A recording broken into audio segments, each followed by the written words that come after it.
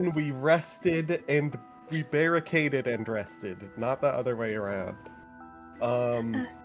And Killajoule put a lot of balls on the stairs and picked all the balls back up afterwards. They had spikes on them. They were spiky balls. No, they were Spiky just balls. Yeah, they're just balls.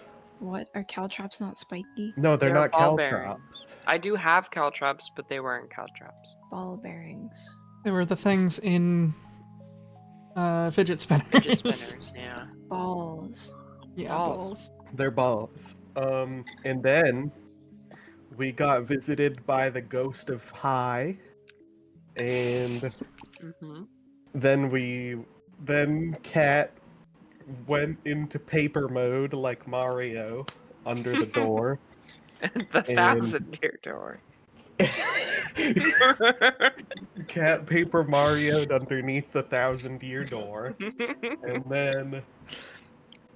and then walked around a little bit, and then found a little map, and surprise, choked to death. But then Cat didn't die, so it's okay. And then we went inside, and then we were inside for a while, and then MR looked at the map and also locked themselves in the room, so that nobody else choked to death. And then we leave that and go to the other room to the right, and then we're visited by the second High. I think. Yes. Yes. And then we killed them. And then Selin kicked down a door. And then there was wine and honey and paper and such Skeletons too. And skeletons too. And then we turned the big turn. The big turn. The big turns that are in each of the rooms, we turned them. And then the big door opened in the middle. And we went through the big door, and it's wet. And there's water. And it's wet. And then there's a door. We open the door. We go inside. There's a turn. It gets turned. It gets turned, and everything drained. Not everything drained. It drained a little. Then we go to another door. This is crazy. Gets turned. It drained even more. Turned. And then there's the center door. And we go through the door. And we get greeted by the ghost of Hello. Oh. Hello. And it steals the key and tries to run away really fast. I'm at the edge of my seat right now. But I think blood shoots it and it explodes is what happened. And then we kill the rest of them. But then big scary skeleton of the night comes up. And Valko's like, I'm gonna kill it. I'm gonna kill it. I'm gonna kill it. And then it almost kills him instead. Do not kill. Do not kill. And then do not kill. And then Selin has to warp him out of the way, or else he'll die. Die. And then I think it was Killajoule who killed it in the end, yes? Is that true? True. I think so. I think that's true. And then we use the key on the door. And the door opened to a chest, and the chest opened to a bird. A bird that the journal of the skeleton of the night says is useless and bad and garbage, and we need to throw it away. Throw it away. Throw it But away. we don't throw it away because Blood is like, I'm a smarty pants. pants. You bring Smarty. it upstairs, actually. Wait, And then, Also, remember the journal like cursed the name of someone called Serenade 5? Serenade Serenade 5. Serenade V. and I then like we go Serenade 5. upstairs. And then we go upstairs. And I think then it's the upstairs. bird comes bird. to life and it starts going. It goes all over That's the the place word. and does everything. And it, like, makes everything go good. And then Good. the acolyte Good. is like, hey, it's time to go to space. Space. And then we go to space. But it's Space. not, Oh, I don't yeah. think it's actually space. I don't Space. think. Space. And I then- think it's above, like, well, it's above the Prisma Isa is what matters. And then we're on a little island. We're gonna go on a little island now. And that's Island. Very, very I feel like good. that was slam poetry. Like that was crazy. And we pick up on a detail that I purposefully left out. You look down at this large island, and it is seemingly made out of glass. You can see directly through the island, like the what should be land, and it's shaped like land. There are rocks and stuff, but you can see directly through into the nothing below as this thing on the glass below. Its stone claws kind of digging in and making a bad screeching sound, and it kind of like nestles down. Falco's gonna hop on Petra. Game paused. Game pause. I will Game kill pause. all of you. Selin is How on do I edge get right on? now. Mount, you press M. Hover Yeah. over select Valko, hover over Petra, press M. There we go. KJ, like, sort of steps back from the window and just, like, points a finger at Blood and will send a message. Oh. I'm gonna fucking whisper Oh. you. Valko, get in front or Oh. behind? Behind. Okay. He's still looking out the window. He puts his hand in his pocket.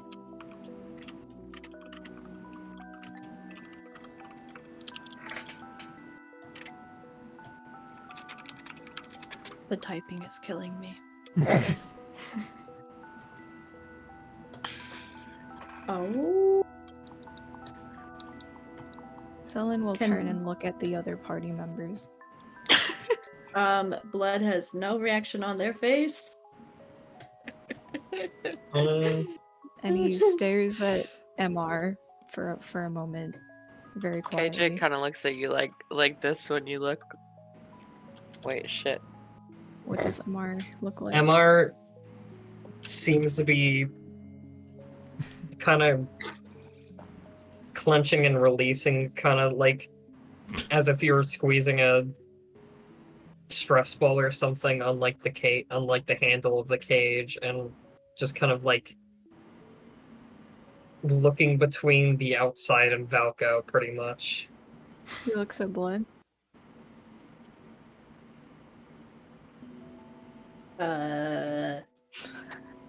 Blood's just like Blood like slowly starts to look down as if maybe it's a nod, maybe it's just admiring the floor. We don't know. That's what And he Blood's looks doing. at Killajoy.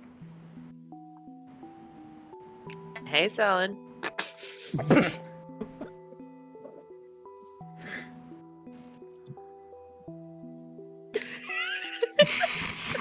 An expression forms on his face and he looks back out the window.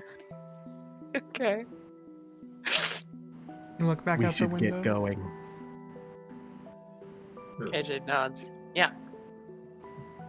Um,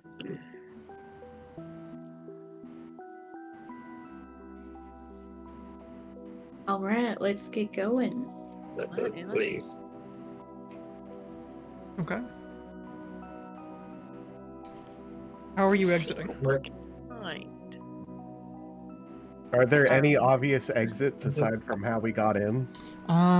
You do know that with the orientation of the bird, it seems that you can either exit the way you came in or near its tail. It has this long, like, helix kind of tail, and it seems to be resting that on the ground that you can probably walk out of as well. Let's exit through the tail. Sounds good. Let's go to the tail. Let's go to Let's the tail. get some tail. I That's was what literally I- thinking that. You literally read my mind.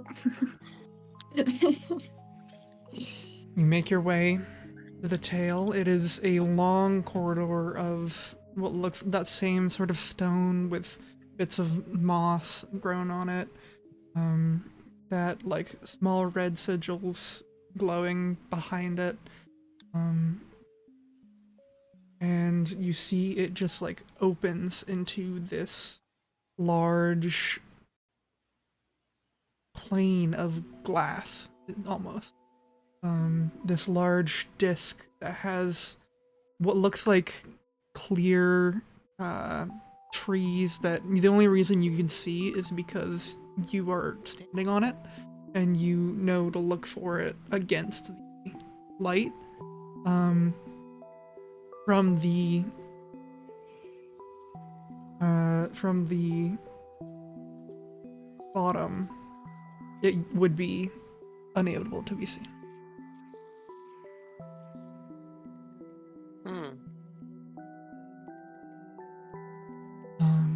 Selma, did you want to say something? I said, could you get in front? Okay.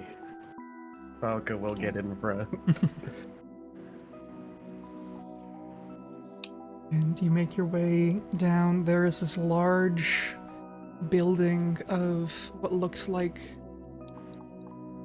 it's still that same kind of reflective glass material, but it looks like almost a museum. It is sprawling with many, many wings, cordoned off with a large wall of the same sort of material. Giant gates guard its only entrance.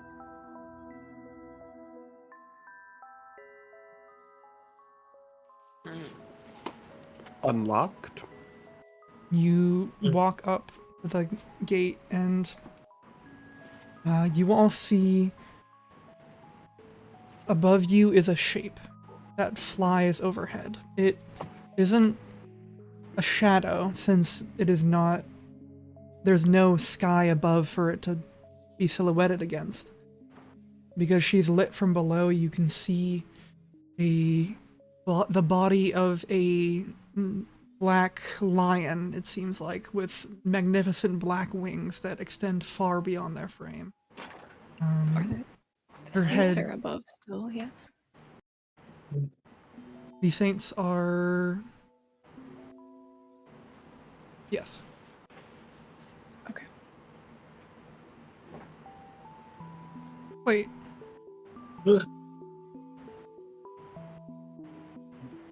Oh. You can't see the saints from Are they below us? you look down and you can't really tell with the shifting of the ether. Okay. Mm.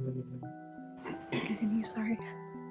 The head of this figure is a human. Long flowing black hair tied back in many braids. It has darker skin that fades into this dark lion body. And running up the length of her side is a large dendritic scar. Almost like a spider web of swirling rainbow energy. Almost like a lightning star or something. And she Whoa. lands on one of the pillars holding up the gate.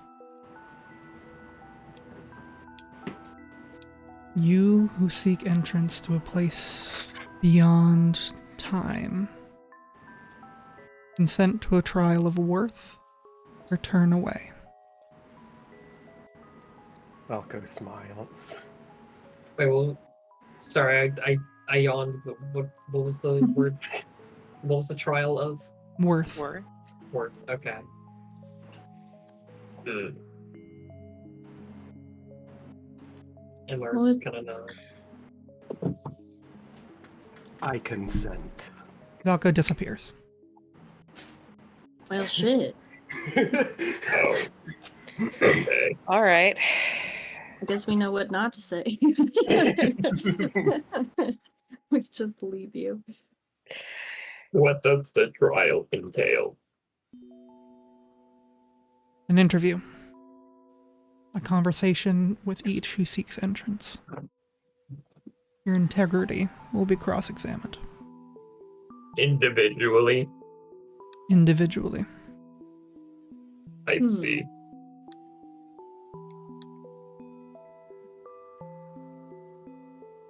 Why does this seem so simple and yet so complicated?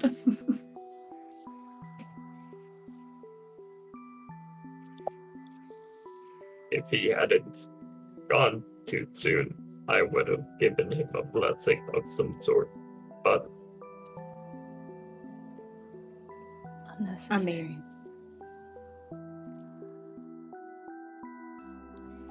KJ sort of like raises a little bit of an eyebrow in Selen's direction, inquisitively, but that's it. Consent. Sounds gone. All right. I know how this goes. I Petra is alone. consent. You're gone too. What'd you say, Sal? Petra is alone. No, Patrick consents. Patrick. well, MR, just me and you. Shall we get out of this place? I'm kidding. I also consent. And blood disappears. yes, I will consent. And MR disappears too. You all feel your body shunted through time, through space, you're not entirely sure, but you fall into a seat. In front of you is a table. It's like an interrogation room in here. It is a blank area with one door, and in front of you, across from the table, in the only other chair is a what looks like a human version of that Sphinx that you saw. The lioness body kind of ripped away. Now she is wearing like long flowing robes that descend to her ankles, and a lot of gold jewelry around her wrists. And we'll start with Valko. Wow. State your full name. Shit, I forgot my character's last name. It's Morozov. been a minute. This is going to be a question for all of you, so please have it prepared. Your last name is Morozov. Morozov? Okay. Valko Morozov, what do you seek? I seek strength. Raises an eyebrow. Do I need to be more specific? We would like you to be. I have, from my belief, what I believe to be a divine vision has bestowed the information upon me that there is a weapon, presumably within this rumored vault, that will allow me to strike down the acolytes. That is what I'm looking for specifically. Why do you wish to kill the acolytes? The acolytes have taken much from many people. They have destroyed groups, they have destroyed families. They have destroyed more life than I would like to permit them to. And you think you're the one who should decide that? I do. Why?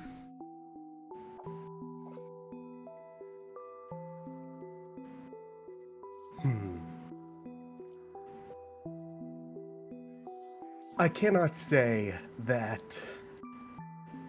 my personal judgment holds any particular greater value beyond that of another mortal, as I unfortunately can only claim myself to be a mortal as well. However,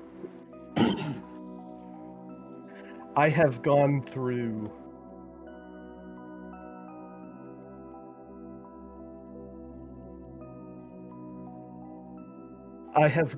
pain. I have gone through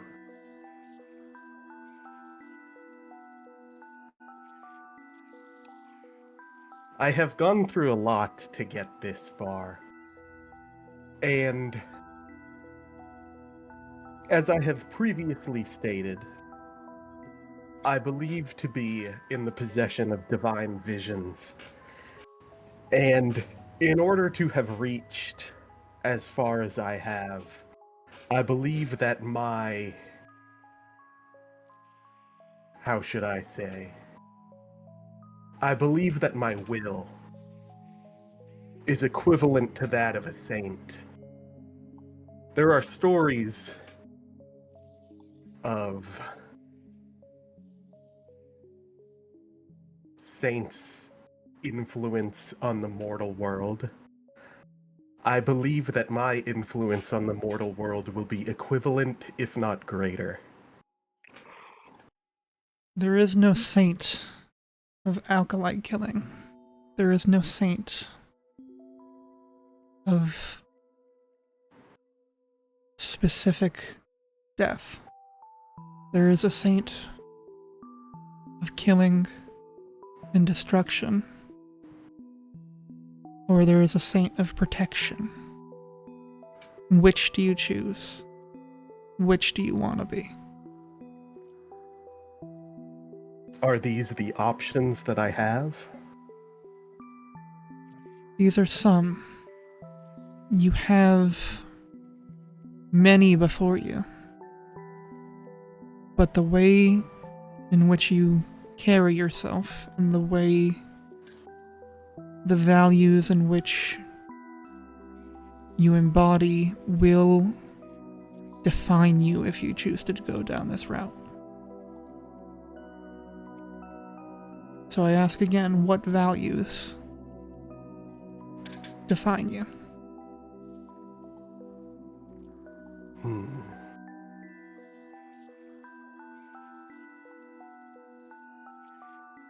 To what must I restrict myself? How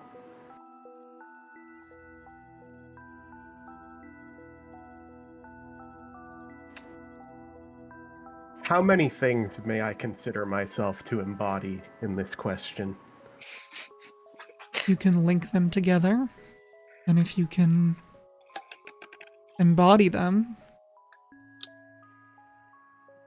time has a way of boiling us down to our essential properties. If you become a god or a saint of acolyte killing, you will be boiled down to a god of killing.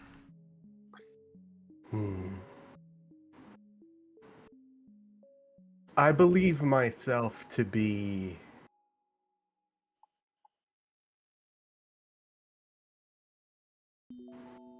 there are three things I think my existence up to this point has embodied. I think, first and foremost, as I have been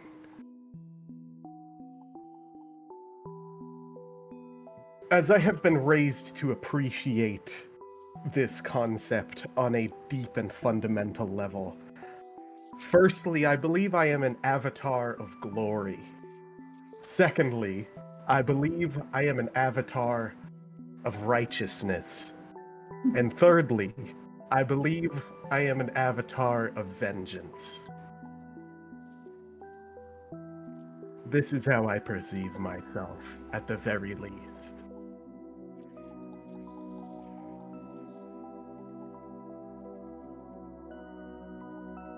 And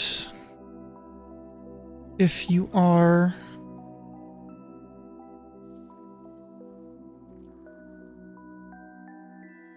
if you will become a saint of righteousness, what will you do with the acolytes that are causing good in the world?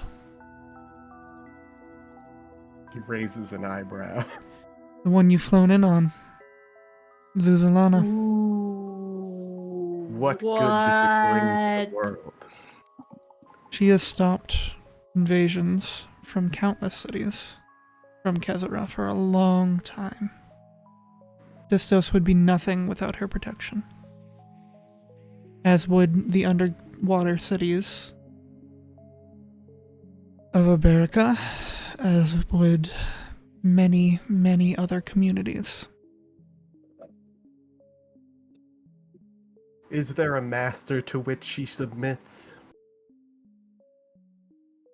Zuzulana submits to Kainem, the monarch of the wind, as she is a beast of wind.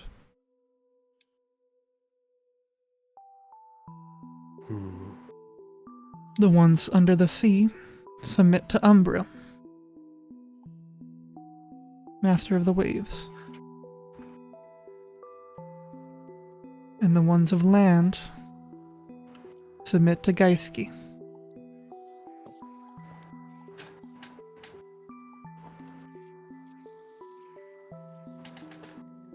I see.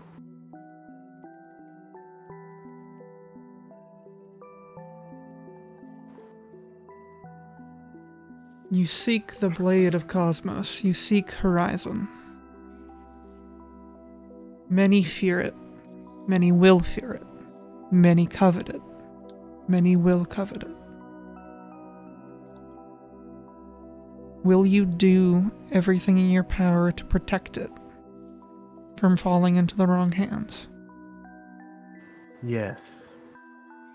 Including running away when you need to. His brow furrows. What do you mean by this? If you are to be a saint of vengeance, you have to have things to avenge. He nods slowly. You have to survive. And if you want to keep this blade safe, you have to survive.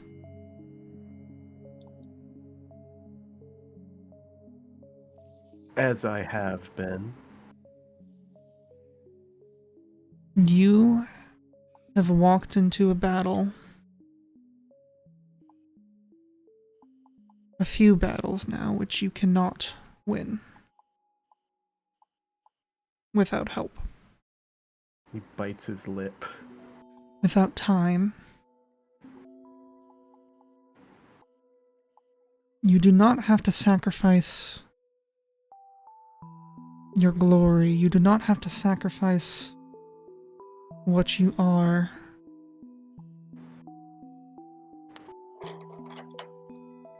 Not everything is final.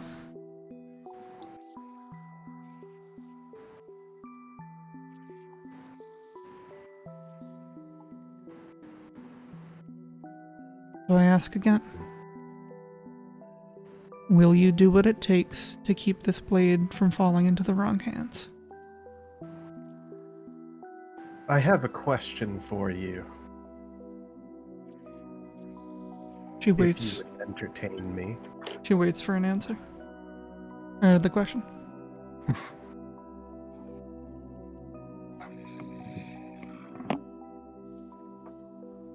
If one side of a conflict is to treat the conflict as the end, as you put it, they are intending to lay down their life for whatever purpose, is it not disrespectful to not do the same?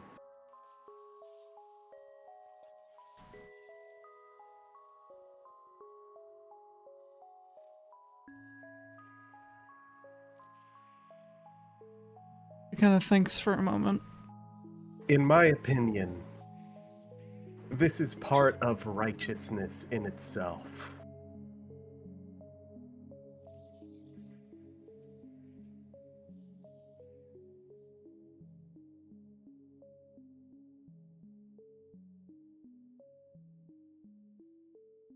Even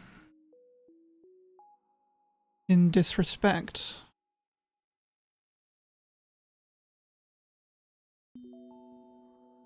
Sometimes there needs to be a push and pull with your morals in order to not disrespect the life that they were given. There are ways in which you can end a fight and still give someone the motive to go on.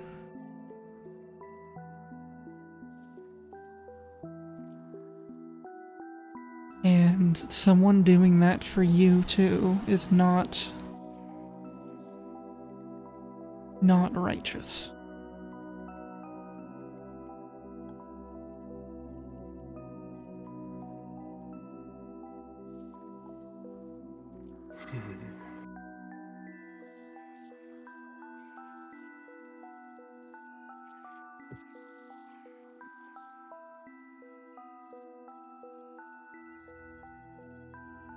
And you are to say that someone who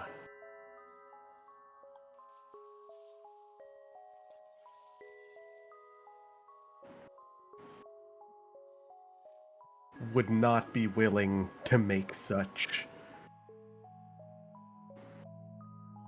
moral decisions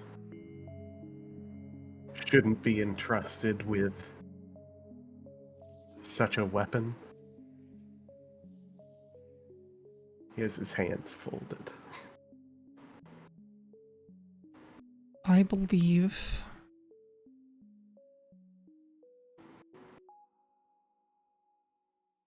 that the wielder of this weapon should be able to pursue their goals and to He keep it nods safe. deeply.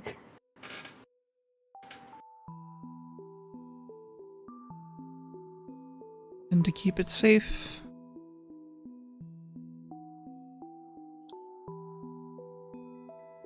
they need to stay safe. And to pursue their goals, they need to understand goals that they seek. I suppose You know the meaning of glory.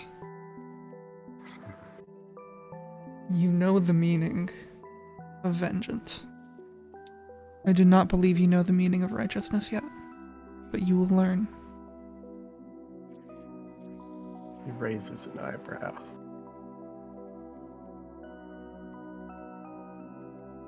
I suppose I will.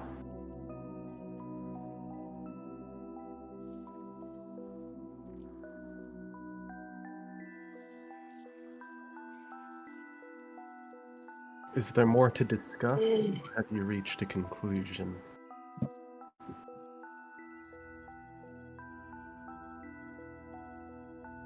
I believe I've reached a conclusion.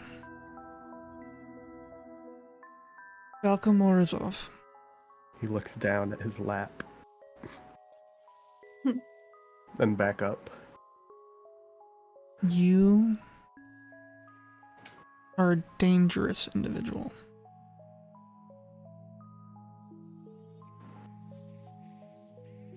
But I permit you entrance into this museum. He nods. I will make sure that you won't regret this decision. You have about 30 minutes before the place descends back into the Isa, and Zuzulana takes off.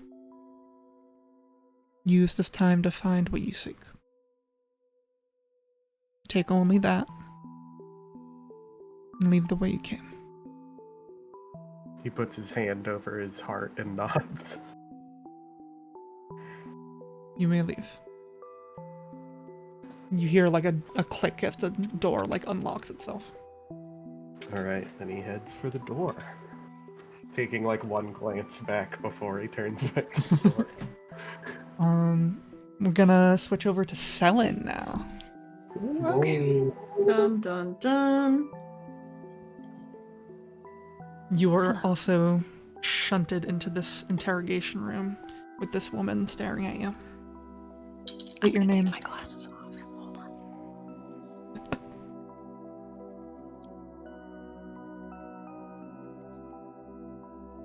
I'm here. Forgive me. State your name. Selin. Full name. Selin Octamish. Selin Octamish. What do you seek? An orrery. An orrery. Yes.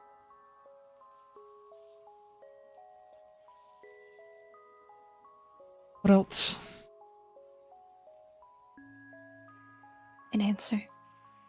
Two? A question I do not know. Which is? I do not know the question. How will you know that you have found the answer then? I will be satisfied. And if you're not? Then I will have to keep searching until I am satisfied. Not all answers are satisfying, though. When you find out that the person ruining paint on your house is doing it for fun instead of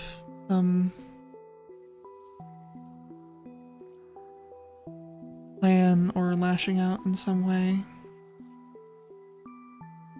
Is that satisfying? Yet it's still an answer. If I find out that my life is meaningless, that will be more than enough for me.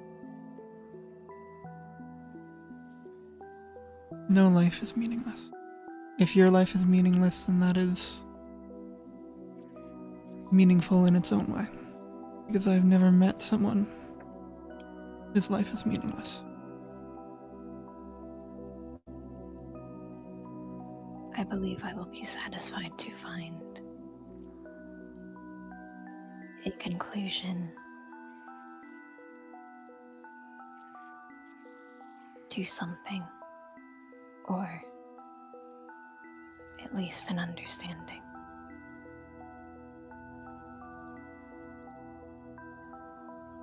You seek the eye of the universe. What will you do when it opens? And what will you do when you do not like what you see? Live with it. She smiles. The eye comes with great cost.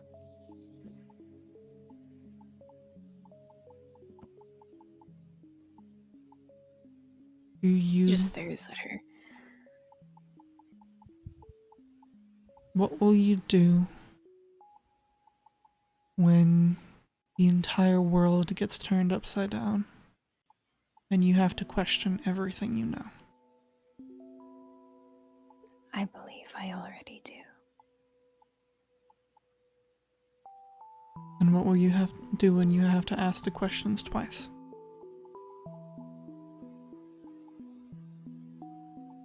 He looks confused for a moment.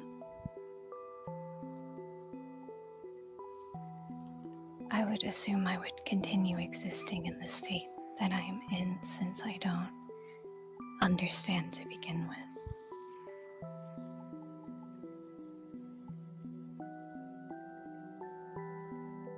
Will you do what it takes to keep this item safe?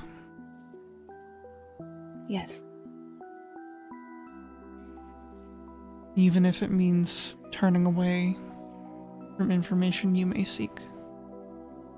yes.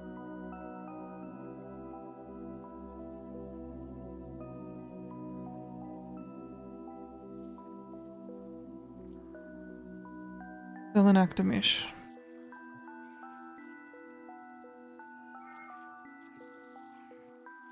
I give you permission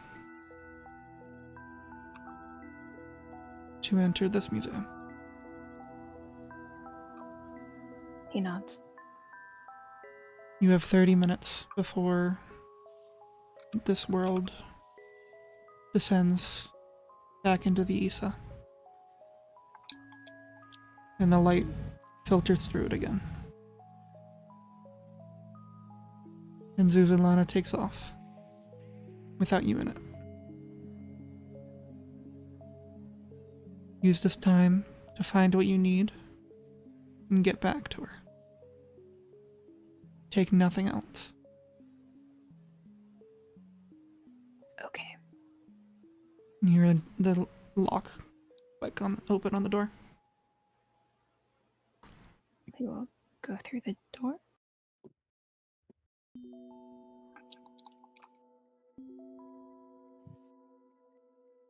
You are able to. Next, we will do KJ. Okay. KJ, you're shunted into this room as well with this woman, hands clasped, staring over at you. Wow. Hi. Hi. State your full name, please. Corin Jasper, Killajoule. Which do you prefer? Either's fine. One's sort of like my job, I guess. He smiles. Corin Jasper. What do you seek? Well, I originally came here to settle a debt that I don't think exists anymore because I killed the people who were holding it. So, what I'm really seeking is control, safety for me and others, betterment of the city of Distos, and I think upheaval of power structures. Yeah, that all sounds right. That's basically what I'm trying to do.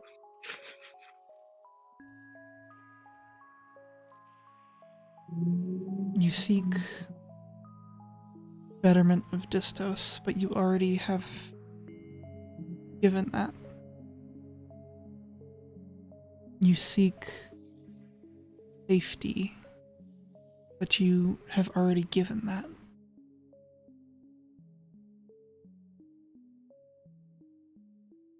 You have left Distos in a place much better than it was before.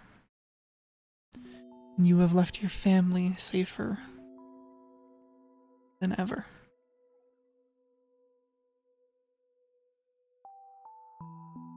There is a veil of shadow placed on them now. over their house,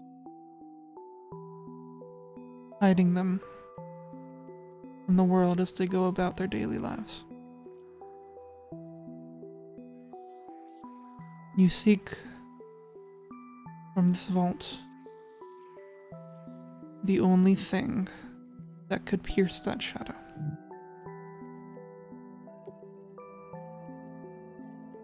What's that?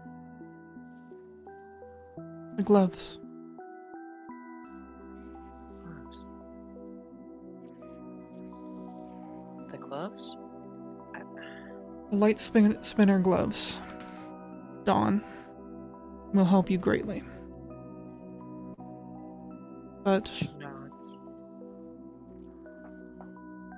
they are the only thing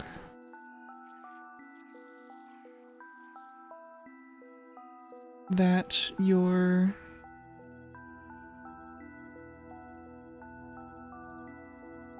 friend who is protecting your family, it is the only way she will be stopped. They are the key to defeating her, which you once thought. And now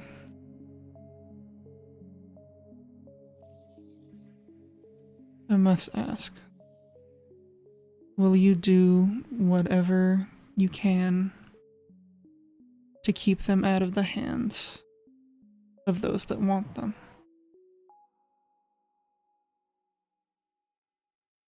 Hell yeah. Will you run faster? Yeah. Yeah.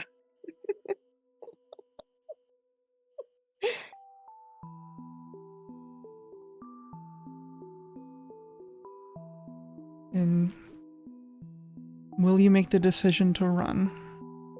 To protect them, to protect the item, and to protect your family? Even when you might not like who you're leaving behind. Because no one will be running faster than you.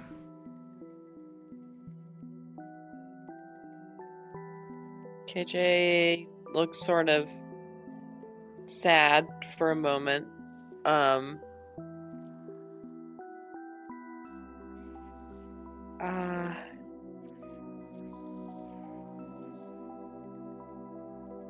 Yeah.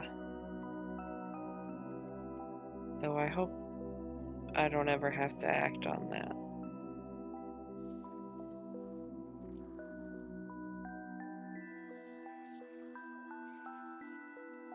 He smiles. Corinne Jasper. Oh. What were you saying? I was just gonna say I could use some cool gloves. Corinne Jasper. I deem you worthy to enter this museum.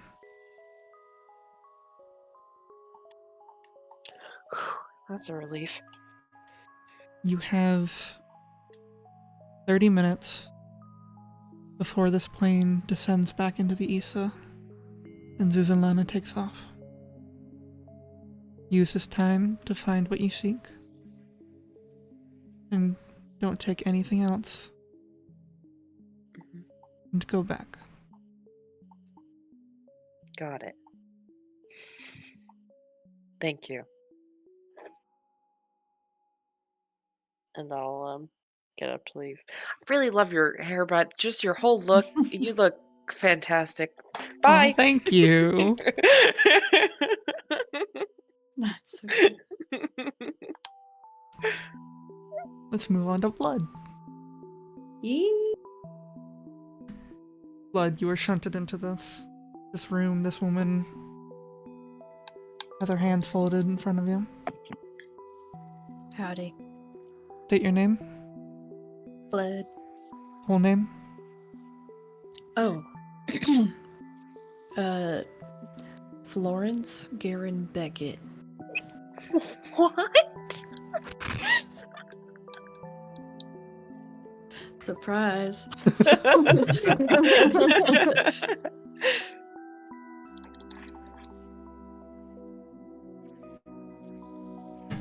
Lawrence, Garen, Beckett. What do you seek?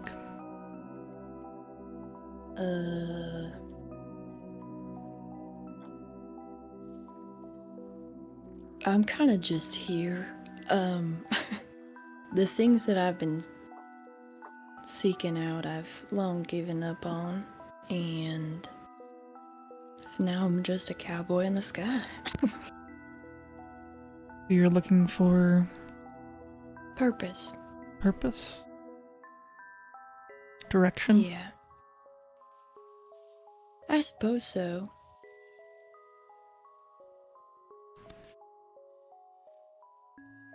Maybe answers as to why the heck I'm here. Occasionally, we have to make our own answers for questions like that. Are you prepared to do that? Yeah, I am.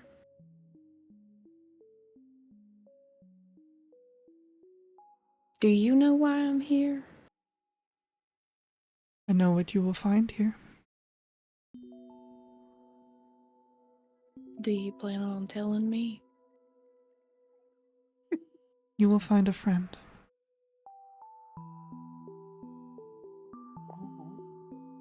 Familiar or new? New. Hmm.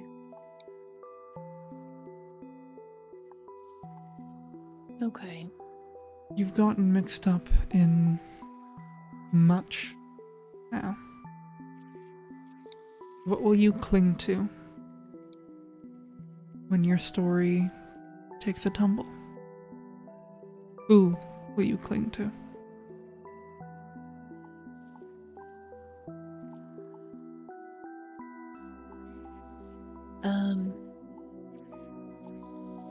Jesus.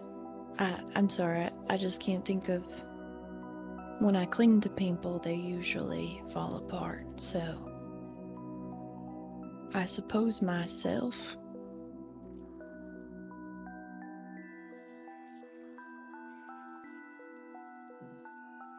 He looks into your eyes. Will you remain a shade, content with a blurry backstory? Yeah. Content to let the people around you not know?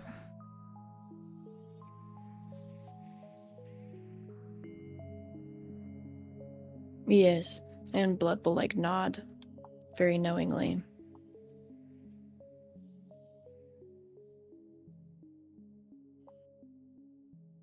You have a tough position in this group. You are an anchor, a voice of reason. But you cannot stay true to your heart if you don't let it feel. You cannot Oof. be a voice of reason if you don't lean on some of the strongest people in the world right now.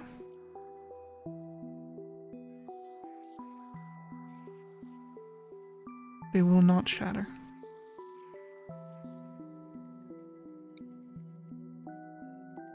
They all do.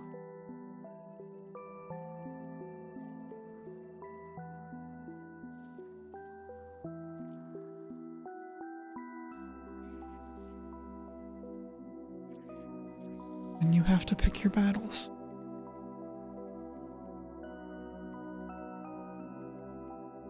I guess I'm just impressed that I've survived the battles I've picked.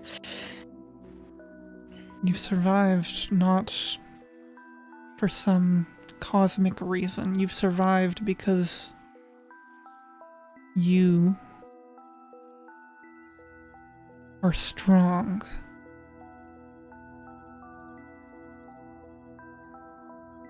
Thank you. And these folk need you if you'll let them. Okay. Will you let them?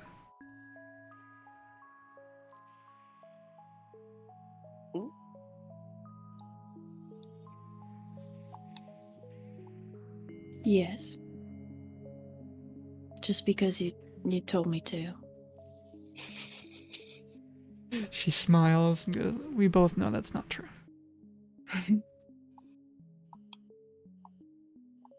Lawrence Garen Beckett.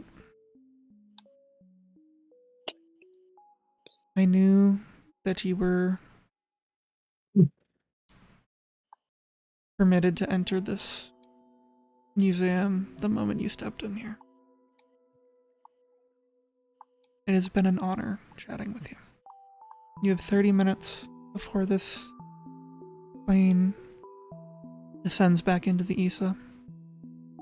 You have 30 minutes to find what you're looking for. Take only that and get out. Blood will do like a sideways half cowboy grin, tap their cowboy hat, and proceed. Cool. A crooked smile. It's been a pleasure. We'll move to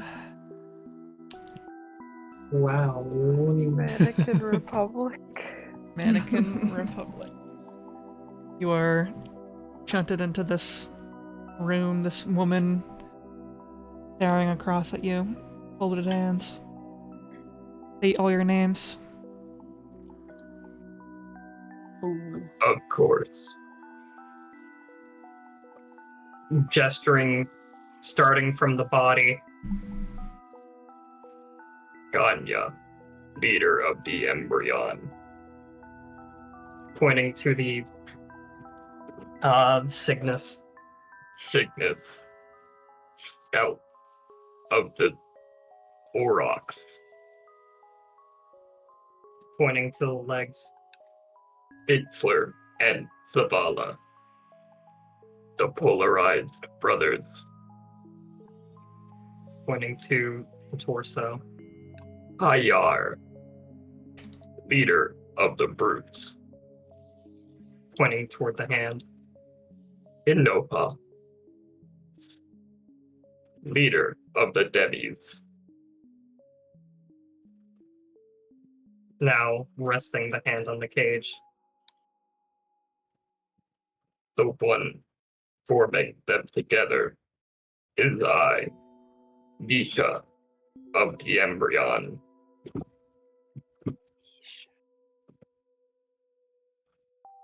Kanya, Cygnus, Bixler, Vala, Ayar, Inyoha, Misha. That is correct.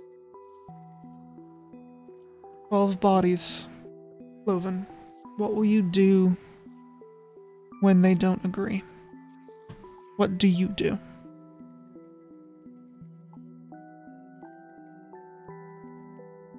I have no choice but to accept. If my imprisonment was rightfully too much, then they have every right to dismantle me.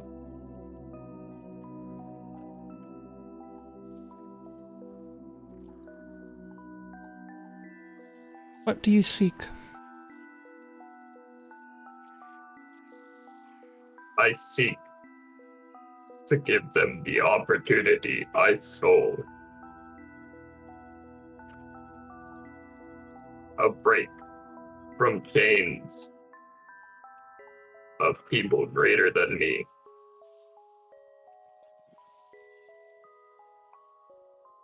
You view yourself with guilt, then. Yes, Why?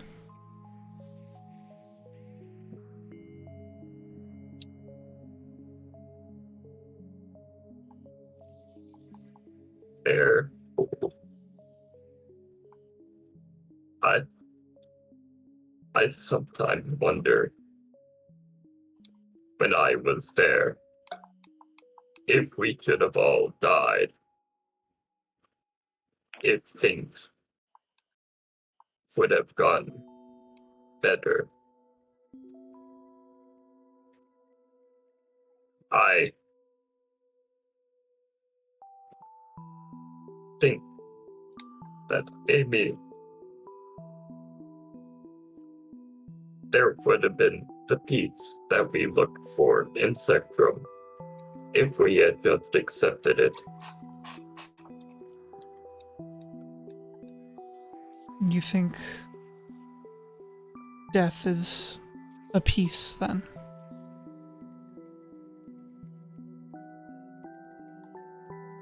I don't know for certain, but keeping them alive surely has been more distressing.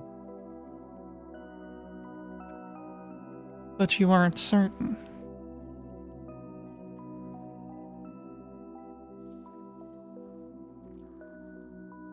I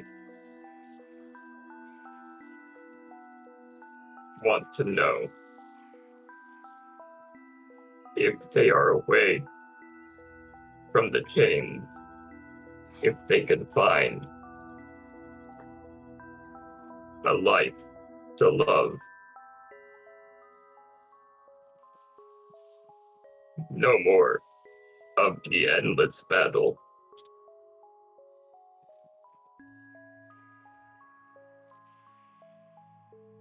And you must show them. They have only known hardship, and they have only known battle. But with you, they have had the opportunity, and have the opportunity for as long as they're with you, to learn and to see and to experience your joy as well as your pain. Do you not value the good emotions that they are feeling, as well as the bad?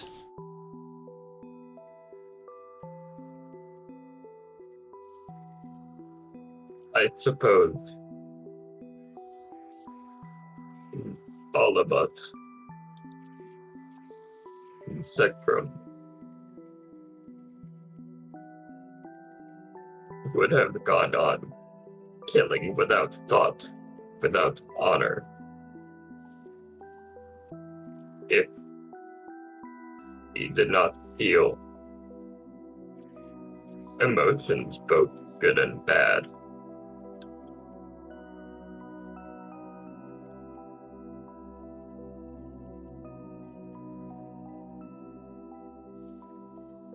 If you had the choice,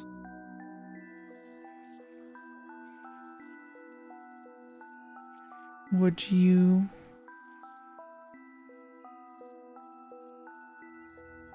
give them, if you had the choice again, would you give them the opportunity to feel those emotions as you have today? Instead of Yes. just, yes.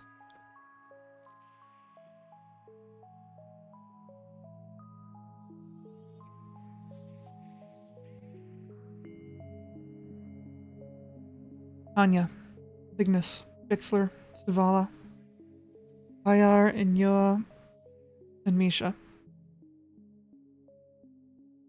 I deem you worthy to enter this museum. We have 30 minutes before the pilot descends back into the Isa, and Uzulana leaves with or without you. Use this time to Find what you seek. What you seek is something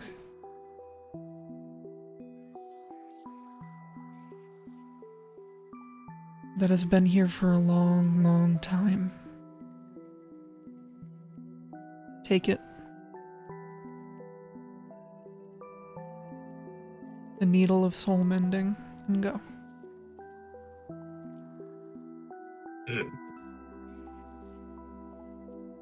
Kind of bow their head. You hear the door. And just get up, walk to it. Okay. You all exit the room at the exact same time. You are in a hallway. It was the light, what gloves? The Light spinner gloves. light spinner gloves. Needle and swing. My goal, my things I needed from the vault changed so much that I forgot that I knew about the gloves, honestly. It all started with me just needing money.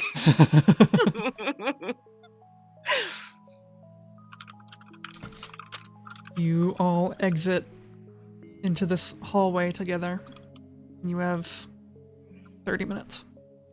Valko stares at Selin for a couple seconds and then starts investigating everything. Okay. Like looking at everything in the room. You eventually find, He has a face. A um, face. I doubt you care about what his expression means, so I won't tell No, you. but I would see it. You still wouldn't know what it means. Okay. what's it look like? It's one of these, like, it's one of those types of faces. Oh. But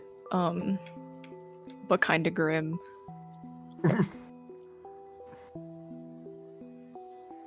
Okay. Gloves. What do gloves look like? Well, they go on your hands.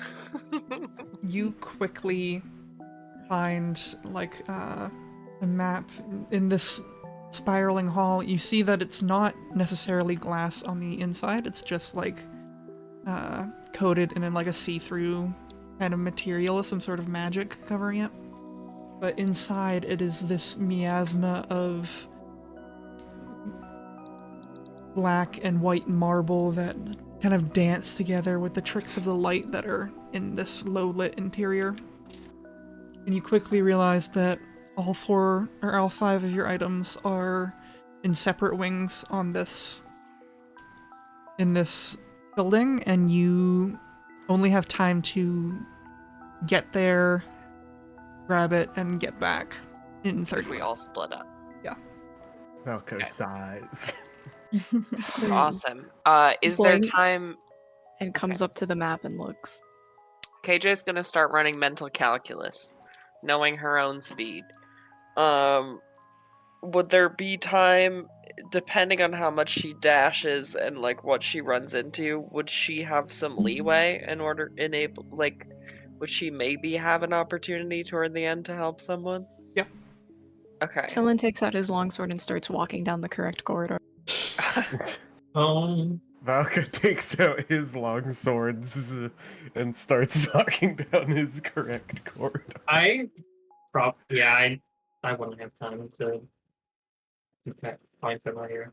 You I'm gonna barely have time to make it there and back with your Yeah. speed. Yeah. Oh shit. Also, Okay.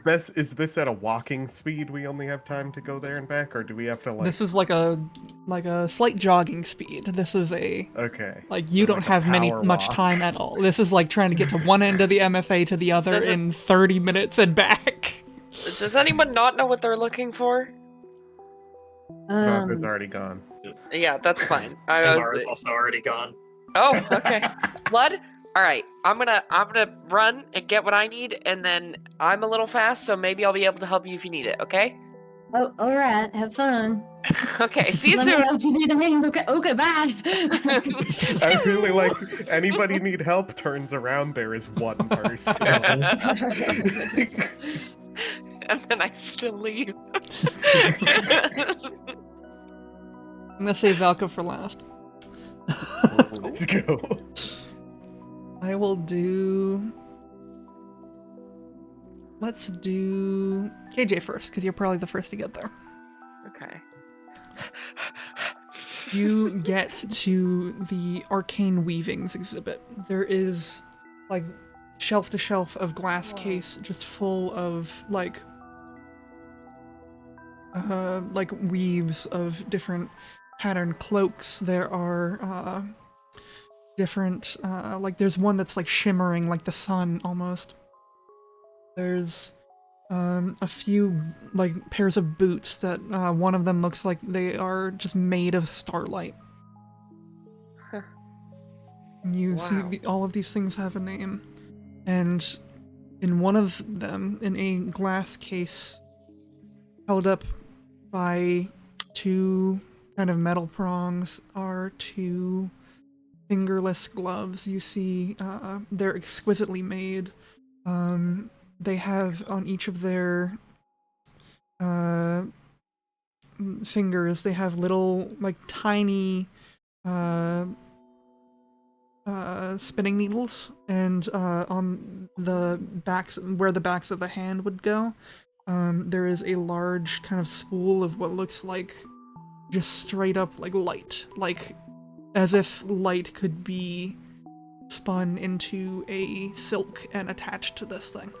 Oh, whoa. These are beautiful. Okay. Well, it's not a heist, I guess. I have permission to take these. Is it like a display case? Yeah, Is there a way to get it open? There's a latch that you can open. Okay, I'll flip the latch. Okay. You flip the latch and you open this glass case, and there's like a bit of like smoke kind of pouring off from the bottom as you look in. These two gloves are like kind of crossed in front of you. I'll grab them. Okay. Alright, then I'll put them on. You grab them and put them on. They Oh, I hope they'd be fingerless. Yes. they fit to your hands a little loosely, and then kind of like magically realign themselves to be with your body. The thread at the back of the hand begins to kind of like whirl, and you like Whoa. see it attached to one of the spinning needles on one of your hands. Okay, wait, Sadie, I want to make sure I understand this mental image properly. Is it needles on like each of the knuckles? Yeah, or basically. Like, oh, sick. Okay, cool. Okay. And they begin to wrap around your hands. I need you to make a dexterity saving throw. Okay, I'm pretty good at those. All things considered. Not proficient though. Do. Big 11. 11 is enough. This is like a simple, just a reflex. As they begin to wrap around your hands, you kind of like take them off, and you see a large, like almost string of light, like shoot out from your hand and attach to a wall. And you can like tug on it. You're full on like Spider-Manning and Spider-Manning. I am so excited. I think KJ immediately tries to like shoot this at the wall she came from and like run and like use it to like fling herself like around a corner hallway or something. Like she is instantly trying to play around with this thing. Yeah, you're able as to. she works her way back. Oh my god, I'm so fucking hyped. You gave me Spider-Man gloves! You should have the gloves for the light spinner in your inventory now. Oh my god! Let's do. Do I just like become attuned, Yeah, you or do. do I need? Oh, okay. Something about the way that this vault is set up, it is made for. There's something about like the magical energy. Time seems to flow differently here. And you're able to attune in no time at all. So cool. Let's do MR. Okay. MR, you get to the Astral Self and Soul exhibit.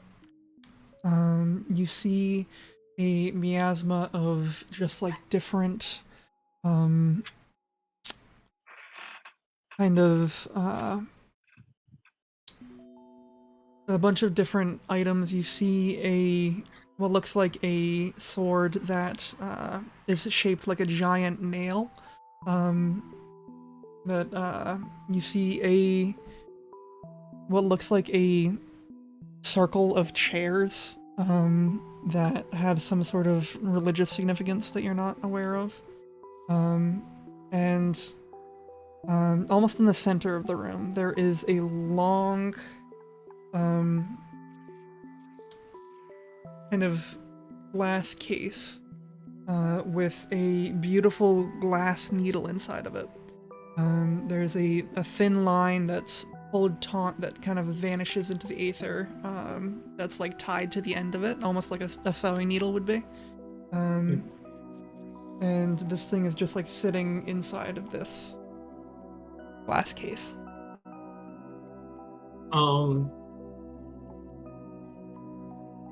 MR kind of stands at the entryway. Does there seem to be anyone lurking in this room, just from sound or an extra look over? You can make a perception check if you want. Okay. Fuck. It does not seem to be. I don't care that much, actually.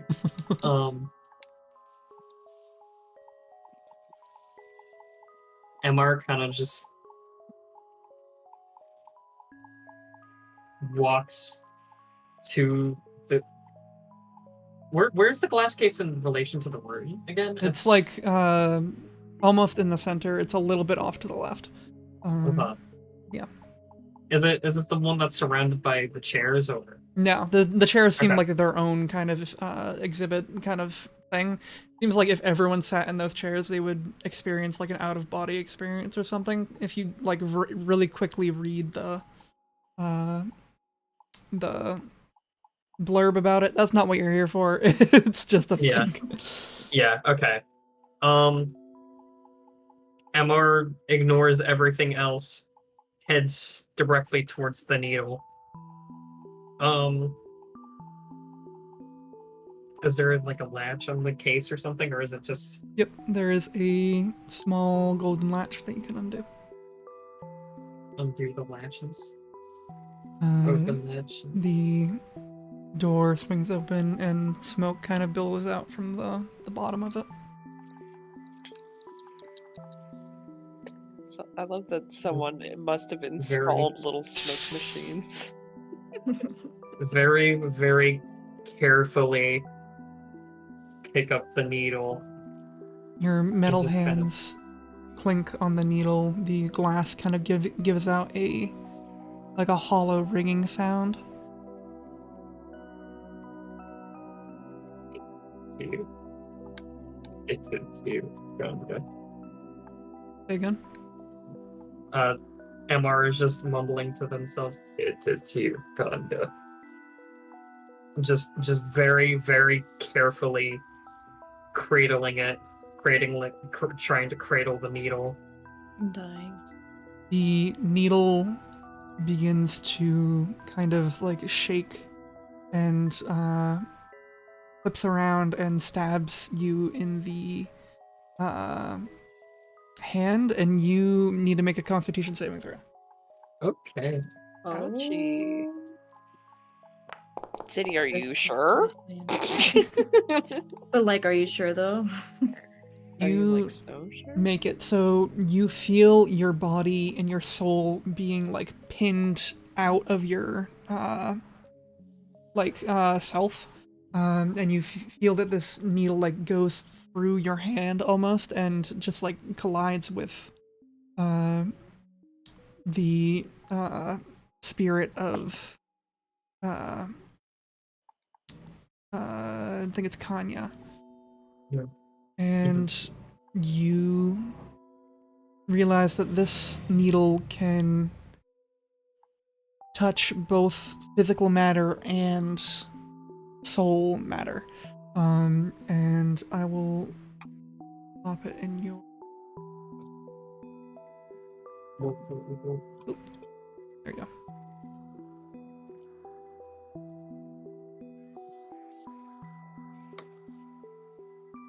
Okay. Yeah. Okay.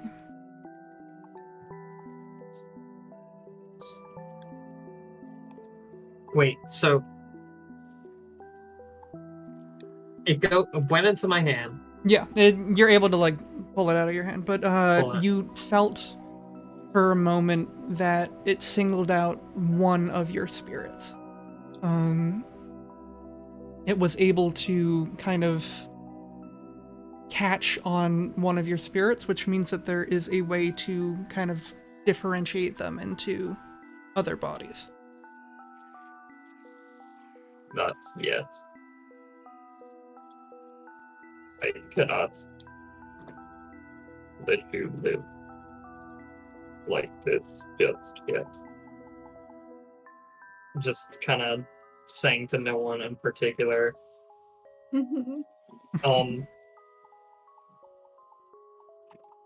And yeah, I'll leave the room with the needle. Okay. Blood. Blood, you make your way to the, actually it's the Forgeries of the Four Winds exhibit. Oh. You see depictions of great, it's kind of divided into four sections. You see depictions of great, like, bears in one corner. You see, like, giant, like, bear claws, made into almost like mitts or something. In another corner, you see a cloak of what looks like fireflies, like, glinting off of it. In another corner, you see echoes of spring on a, like, what looks like a small hat. Just different, like, sections of these, this area, and you see in the direct center, in the middle of all of the four sections, is a large glass case with what looks like it's almost like a small, like, 3D rune. Like, if you took out a rune and, like, carved it out of stone. It's this, like, small esoteric symbol, kind of, but it's just, like, floating there in the middle of a glass case with the latch on it. Okay. Remembering that Blood was told they were going to get a friend, they're gonna start whispering to themselves. Hello? Is anybody in here? Hello? And I'm just gonna, like, snoop around gingerly, respectfully. Make an investigation check. Okay. Let's see. Literally. Okay. You don't find anything. Damn. Can I get... Does the rune give off anything else besides the fact that it's just, like, thick in 3D? It gives off a little bit of a Well, first as you get up to it, you read the name. It's just says the director written on it. I can't read. That's true. Never mind. But you. Listen, I haven't been able to read for a while. I always forget. It's okay. You're able to kind of deduce. This is probably the thing that you're looking for. This is a. Okay. It seems obvious. It's in the center of the room. Yeah. Just context clues wise.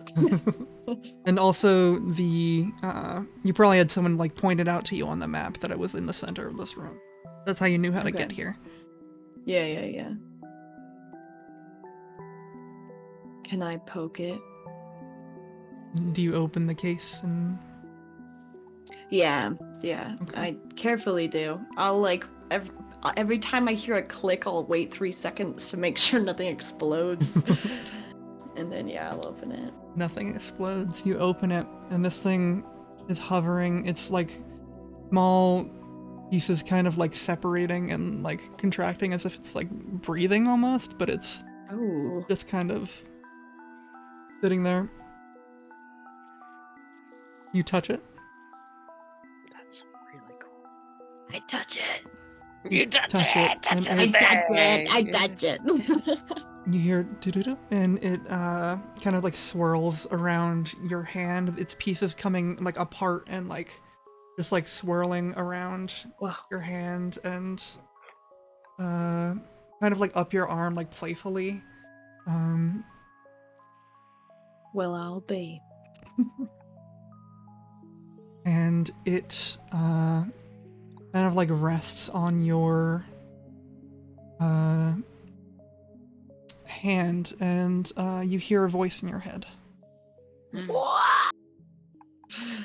Okay. Hello. Not again. Who are you? The voices. Oh, it says more than hi. Okay. Of course I say more than hi. Another hello. Oh, can you read my thoughts? Only if you want me to. You don't want me to? I won't. Oh no, you're just chilling. I've had a lot of weird encounters with. It sounds weird, but I've had strange encounters with people saying hi to me, so I'm sorry. wasn't super sure there, but howdy. Pleasure to make your acquaintance. Wonderful to meet you. What's your name? Like, what's my name officially, or what do people call me? Whatever you prefer. Okay, well, I'm Blood. What's your name? Hello, Blood. I am director designation. You can call me D if you want. That's what some people have called me, or DD. Nice to meet you. That's so funny because my grandma would go by BB. Aw. And then it's kind of clever that you go by DD. It's cute. I'm sure they're close to each other on the alphabet. They are. They're relative. Can you not read? Not yet. Haven't hit that. Haven't hit that need. Do you want quite to? yet. Oh, I mean, I'm like 200 years old, and I've never needed to. Do you think it's interesting enough to explore? I think that it can be very interesting, depending on who you read with and what you read. Okay. Well, I mean, if you want, I'd love to read with you. I would love that. Okay, DD. He kind of like swirls on your arm. You still hear like faint like ringing noises as she's like swirling, and like parts of her are like clanging together in like a soft bell sound. And eventually she is just like flying around you, and she finds your gun, and she goes, oh, here we go, and she kind of like interlaces with it. Oh, careful there. That's a weapon. She kind of like swirls around it, and you see parts of her like sticking to it and like almost augmenting it in a way. It seems like her like machinery has interfaced with your gun in some way. I'd like to think that at first, Blood, being somewhat autistic, cringes at the sight of someone trying to fuck with their gun because they made it from scratch. But they remember that they're supposed to be making friends, so they just like decide to delay their reaction, and then after seeing what's going on, they're like, "Oh, sick." And at the end, it doesn't seem like it's much of a augmentation to your design. It is more like a case or a cover or something. It is kind of made to kind of react to your movements and your thoughts and it goes, is this okay, or do you want me somewhere else? Well, I'll be. No, that's just fine. You seem to like my gun. I made it myself. I am drawn to machinery of my kind. It is why I was made, to augment and to guide. Oh my heck. Wait till you meet my motorcycle. No, don't even, just you wait. And you have the director in your inventory. Holy fuck, this is crazy. Cool, Thank you. cool.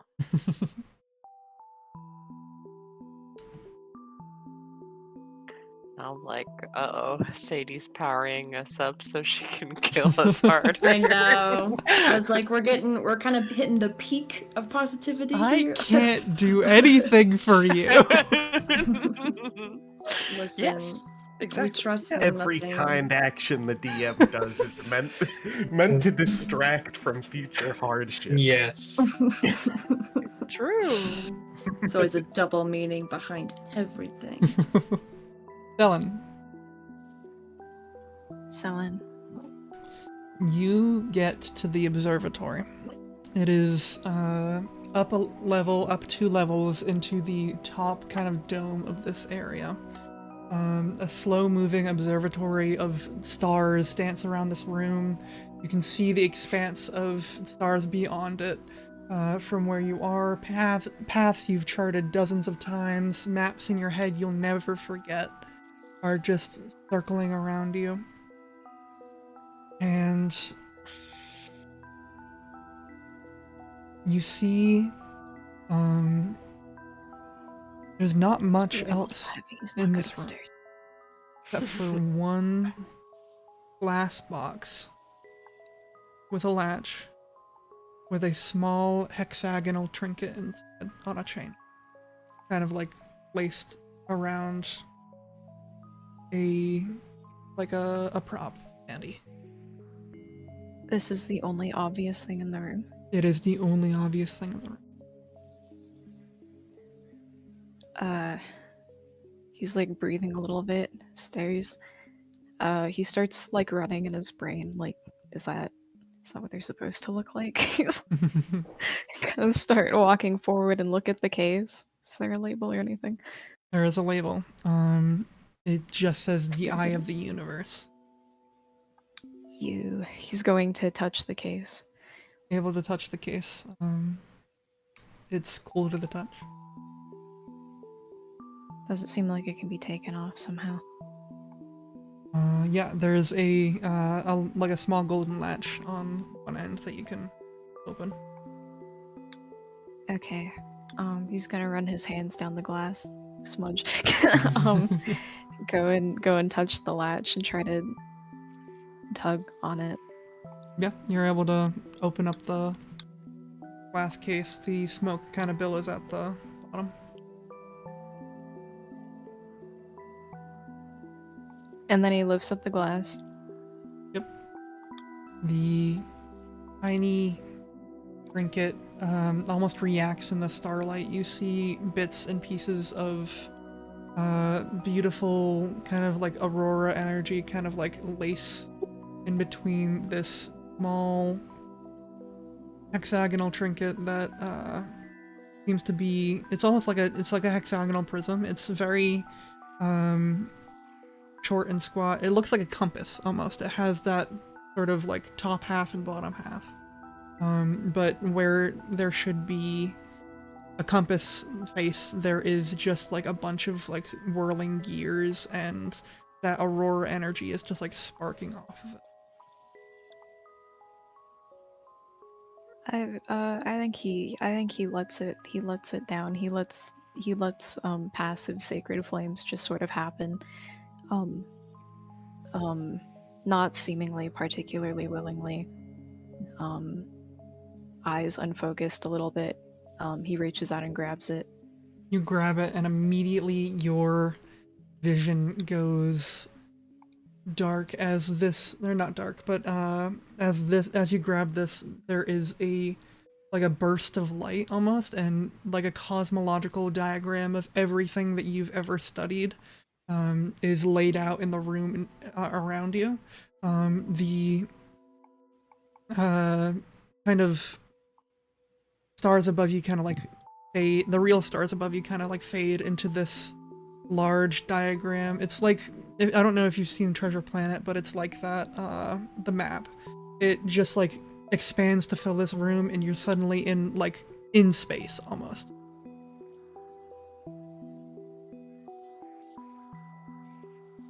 There will be time for you later. He's going to look around and see if there's a way to dismiss that. You can close it. Closes it. He's going to look around the room. You close it, and it kind of like swirls back inside as you close it. And you look around the room. He will attempt to burn the vision of this room into his memory as quickly as he can. Make a perception check.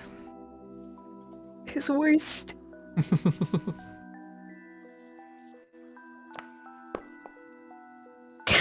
Okay.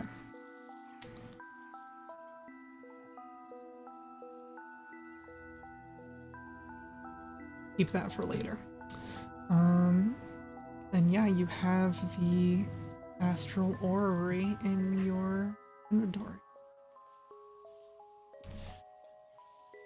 And then he's immediately going to turn and start walking out. Okay. As you turn and start walking out, you kind of get a sense of heightened perception. And you know immediately that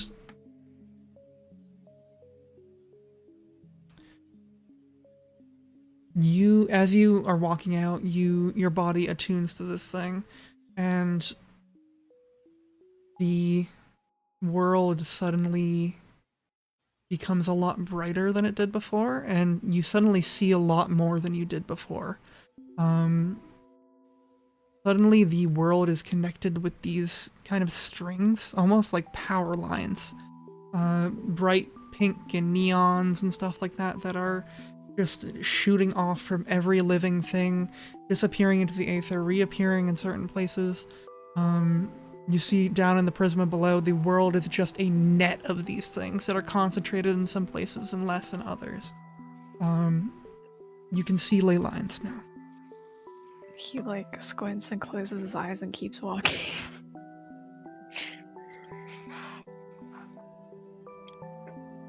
Valko.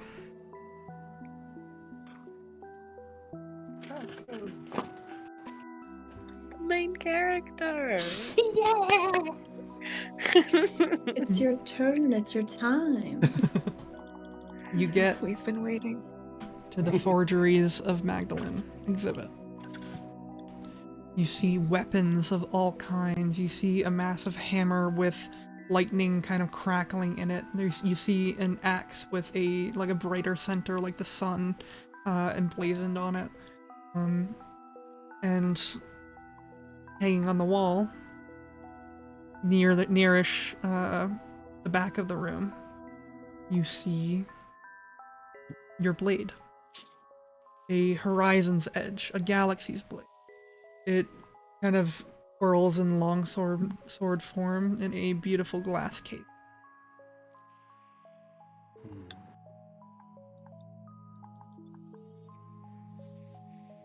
Before even fucking with the sword at all, Valko like looks down at the two swords that he is holding, and he like crosses them, and then he starts to play a song, which is a short one because he doesn't want to risk missing the bird flying back down. And then after he finishes, he crosses them again, and he says, talking to his swords, "Let this not be the last song that we play together. I will not forget about what you have done for me." And he sheathes them. And then he approaches the glass case. This is like the most compassion I've ever seen. This man. And he's gonna open it. You open it. The smoke kind of billows out. This thing, you can almost hear it hum. Almost. Mako like puts his other hand in front of the smoke and like lets it fall between them, between his fingers. And then he reaches for it, for the sword. You reach for the sword, and you take it up. This blade of dark purple kind of shifts in the light. It seems to be held together by its own kind of impossible gravity, almost. A blade of literal dark matter. Its edge is kind of like a red.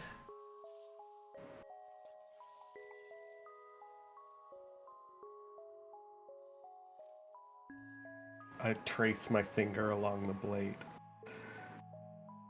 You get cut. He smiles. Of course you do. And I'm gonna need a charisma and constitution saving throw from you. 2 saves. Gee, Bill. Fucking 21. Hey, that was the one that was good. Oh, Cool. 17. Oh, he's goaded. You feel as you take as this thing takes your blood, you feel kind of a force of personality kind of like exert itself over you. There is a reason no one has touched this blade in a long time, and it is because it requires someone of extreme character to wield. This thing tries to like almost take you over. It tries to like kind of deem you worthy, and you beat it back. Tell me what you hold on to as you kind of like hold on to yourself and exert your personality over this thing. Valko holds on to the sense of duty that he has felt for the past years. And specifically he keeps a strong hold on the memory of all of his friends and family dying. You And That'll he do it. refuses to allow anything else come in front of that.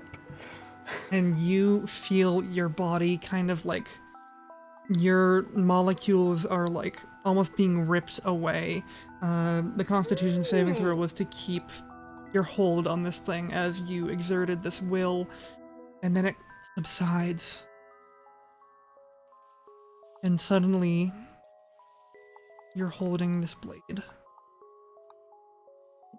This thing that you have wanted for so long. And as you move it imperceptibly, it hums just a bit. does one quick upward swing. It makes a beautiful ringing sound. Oh. Verbatim.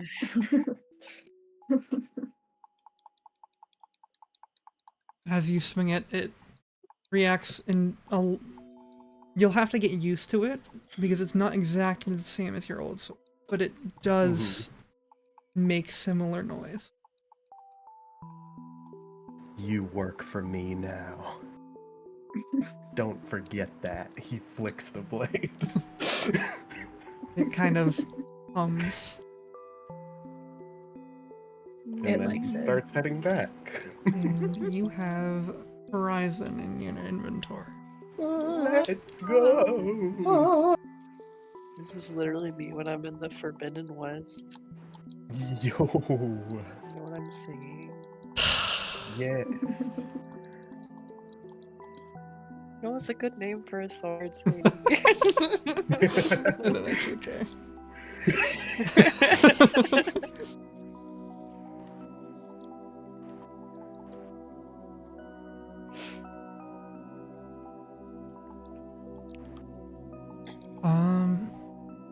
And yeah, you all manage to meet at the entrance as you have maybe 5 minutes left. We need to get going. KJ comes like tearing around a corner. Like there's this like glowing light from around the corner first, and then she just flies out like just like I don't know, just like a fucking like a 40-foot long jump. Like she's just soaring through the air. Wow! It's too great. And you get going. Let's get Let's out go. of here. Come on, let's go. Let's go. Yeah. We have all acquired what we needed, yes. God, I hope so, because we're going. KJ holds up her hands. Got it. Falco looks at Selin. He like stares at him for a moment and nods. Is Selin still mostly Falco keeping nods his back. eyes closed? He's like squinting.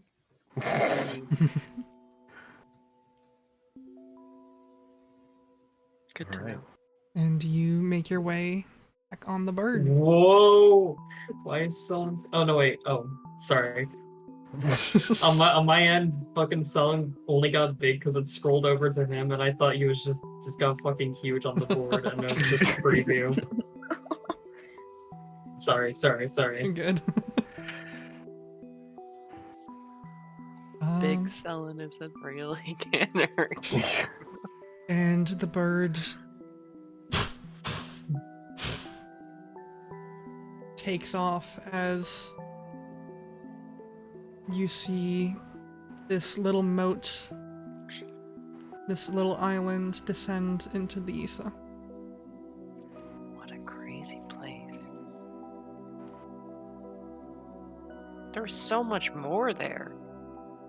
Like, incredibly interesting stuff. Sel's going to climb onto Petra. As will Valco.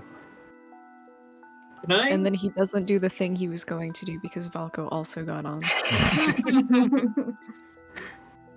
All right, then. Keep your secrets. What were you saying, Val? Emma is going to try to like have a moment where they're just looking at the needle alone. Is there some kind of check I can make to infer that taking this will have some sort of long-term consequence?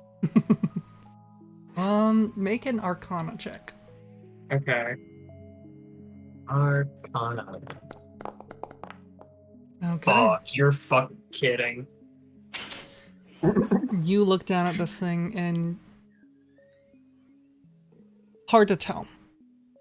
Anything that you may think of can happen, of course, but you don't know anything for sure. Sort of just grasps it in the hand and then puts it back, hides it away in the cloak.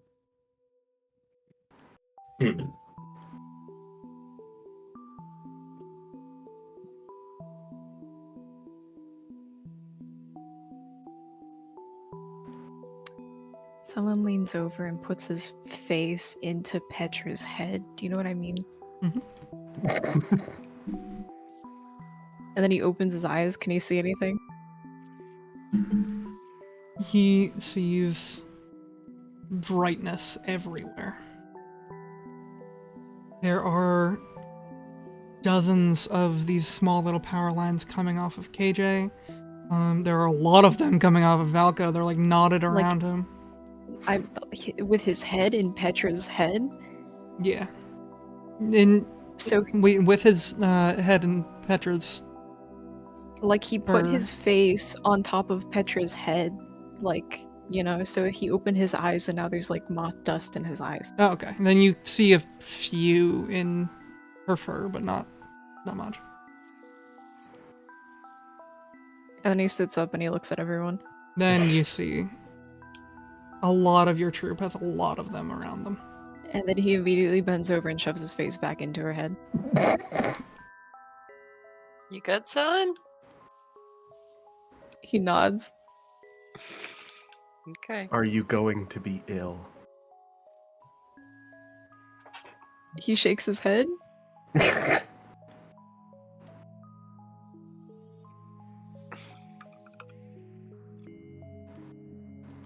Zuzalana descends down into the ether. Wow. Further down. You have a bit of time to kill before you need to get off. Or we need to get off. Oh, yeah. No. We don't want to explore the acolyte more? You Is never that actually... what you wish to do? No, I'm just... I don't know. I think it's kind of a death trap anyway.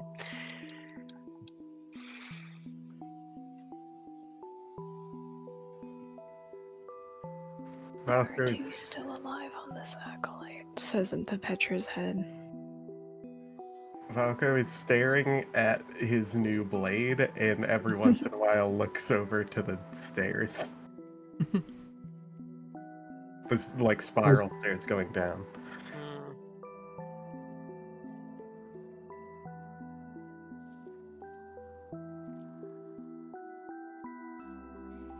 Hmm. You're under the ether now. Back into the world. You look up and you can't see at all where that vault is.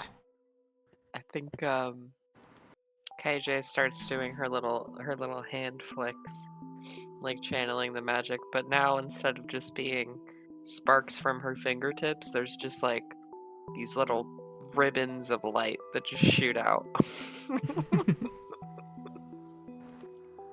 And these What more now? like little streams. So, Looking yeah, at everyone else. I was Face thinking in the same. Petra head. What do Well- you intend on doing?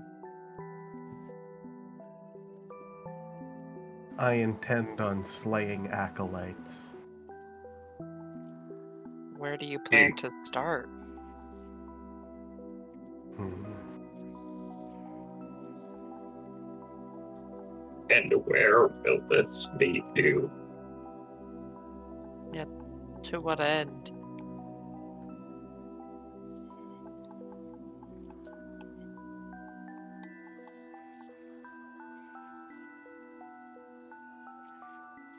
I am unsure currently. Okay. Do you expect us to follow?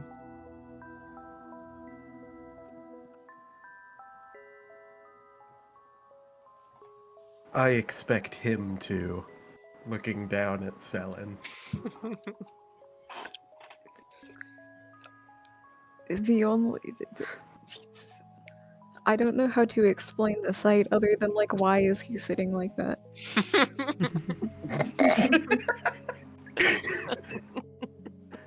Like, realistically, a normal person would be like, what the fuck is he doing?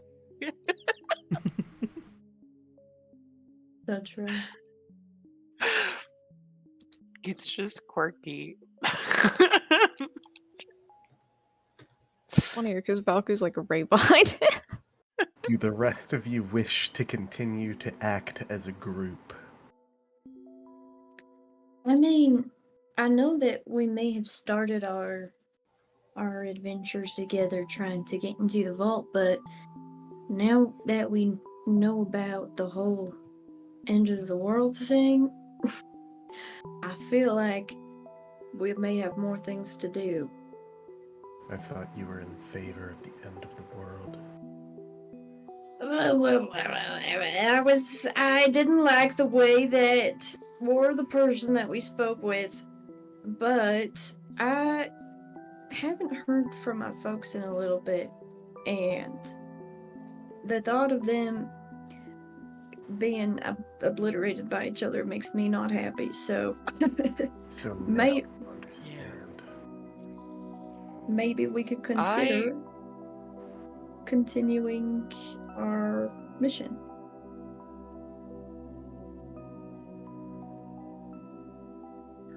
I'd be in favor of, working as a group to whatever end that takes us.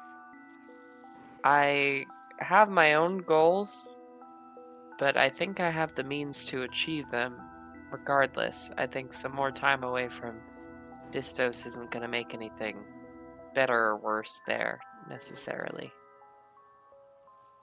And from what I know, from what the Sphinx told me, my family's totally fine.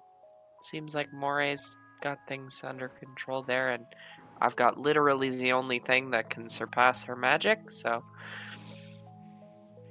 I'm not worried about getting home anytime soon.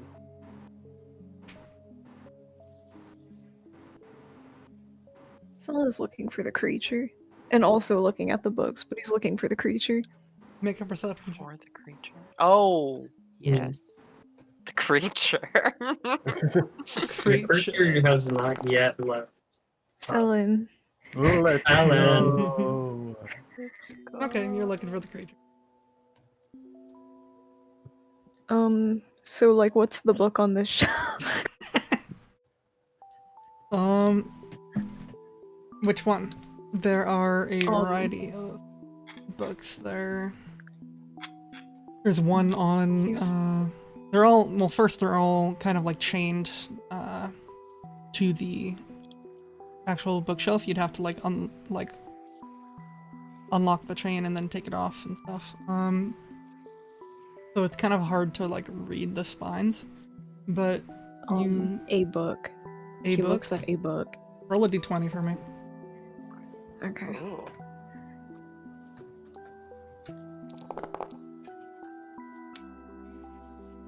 A book on plants. It's a book on like really old, it seems like old medicinal plants from like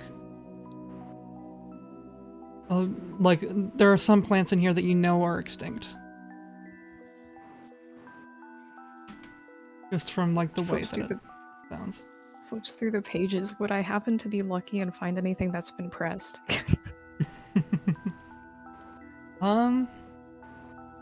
Roll even or odd. Shit. Is Helen a heads or tails person? I'm gonna say heads. That sounded like you said Helen. I'm gonna say head, which would be 1. Nope. Nope. Sad. What the fuck? 20. He puts the book back. And then he's gonna keep walking around. Not looking at the party. Not looking at the party.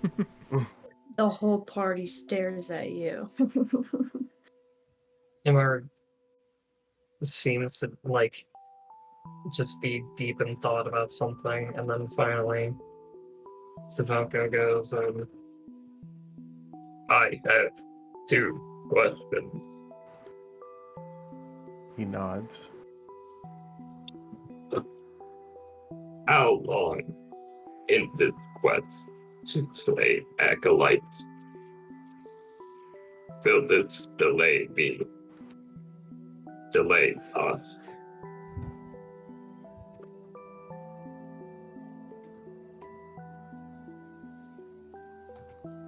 I would be willing to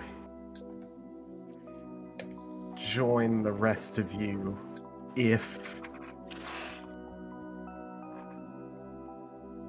I would be willing to delay my current immediate goal if the rest of the group does intend to slay the harmony, as I will assist with this goal. I'm on board. But as for the duration of my quest,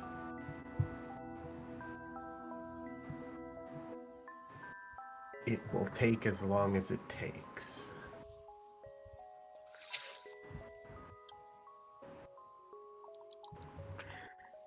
Do you intend to hunt every last one of them?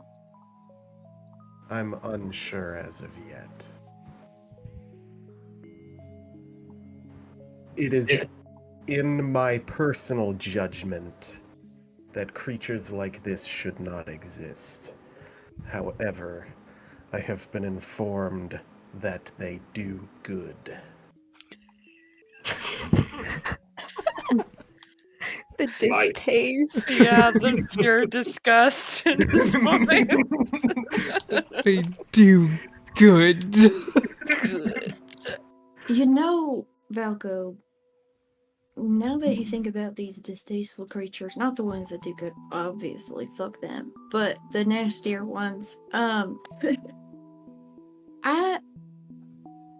there have been some strange things that I've witnessed in Deadwood. Things that I run away from because everyone else who doesn't dies. It might be of interest to you to explore those, whether they be acolytes or some other abomination. Perhaps. I don't know why this did not come to my mind till just now.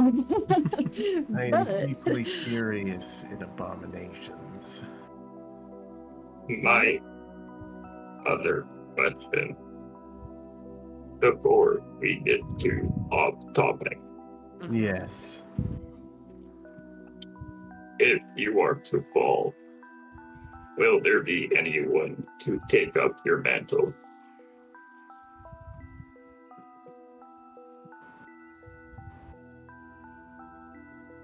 Who should be entrusted with the artifact you have now found? If I fall, the artifact should be left to Selen. However, I will not. I look over to KJ and wink. She just smiles and says, I believe you. Don't doubt it. Don't doubt it one bit. Didn't even need to write your will. We already know.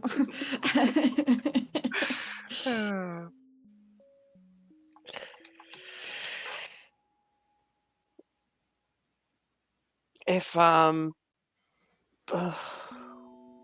I guess that's, should we pose that question to everyone with a weapon or something? Because these things are, I mean, I don't even know all what they could do. This thing is wild. I mean, check it out. She just like shoots a little beam of light. Pew pew. Look at that, and I could like yoink it. On second thought, if I am to fall, discard of this artifact in any way possible. If I I can have see. it, nobody can. I do not trust this artifact. Not in the hands of Selen? anyone. This artifact, when I first grabbed onto it, I believe it tried to, in a sense, replace me. Oh. And I do not wish for that to happen to Selen.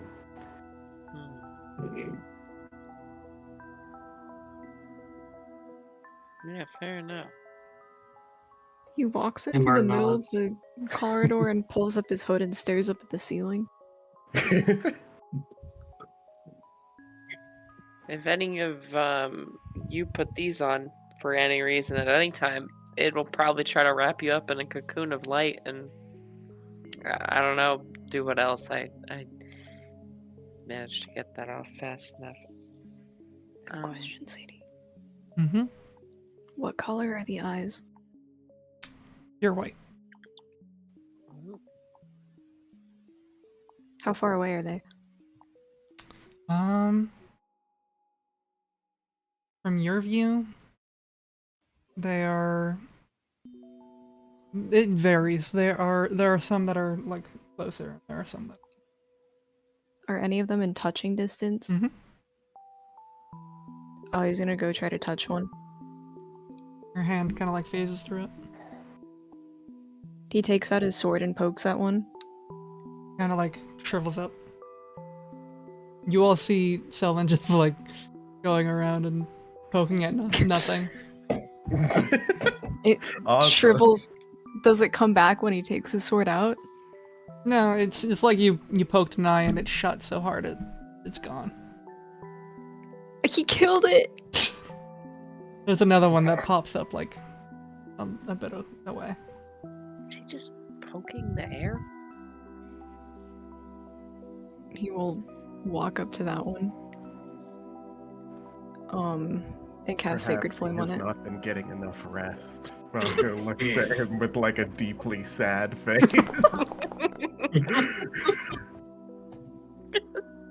Grandpa's gone to bed. Sacred Flame. Sacred flame? You Sacred Flame one and it Whoa, it okay. shuts and another one opens. He stares. He's going to...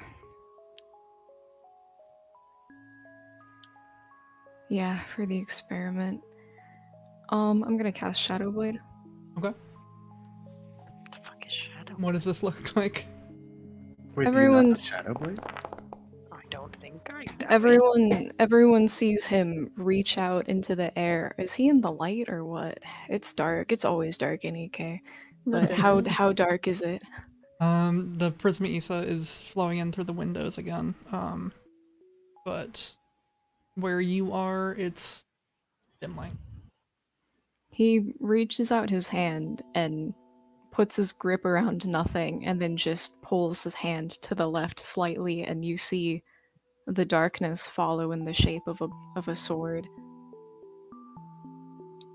And then he flicks it and it seems to solidify into something that's a little bit hard to look at in the parts where his skin glows against it.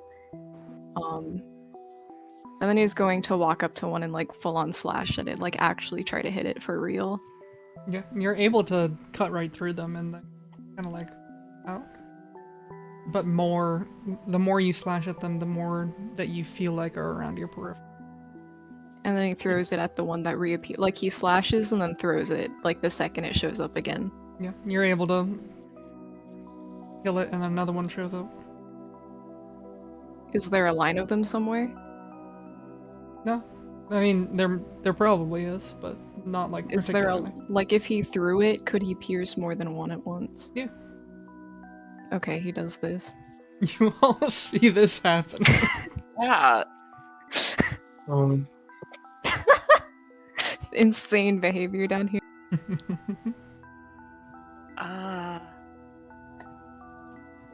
He kind of like huffs for a moment and grabs the sword, like it re-solidifies in his hand, and he sort of flourishes it and puts it down to his side. And then he walks off into the shadows and goes and looks at books again. What a guy. Awesome. What a guy. Just Bye, imagining what that would look, what I would do in that scenario. I would not approach him. Like, did we all collectively see that? Did we Yeah. all witness that? Yeah, And- you might be losing it. I might not be the only one losing it. You're losing it? I thought you said I was losing it. he's like down there like this. Oh no, I said you. Essentially. He's fighting his demons. I'm sure everything. Facilitate spontaneous bouts of sparring. Mm, Everybody has those days. Or perhaps Everybody- perform. everybody makes mistakes. Not even Always. Valko knows.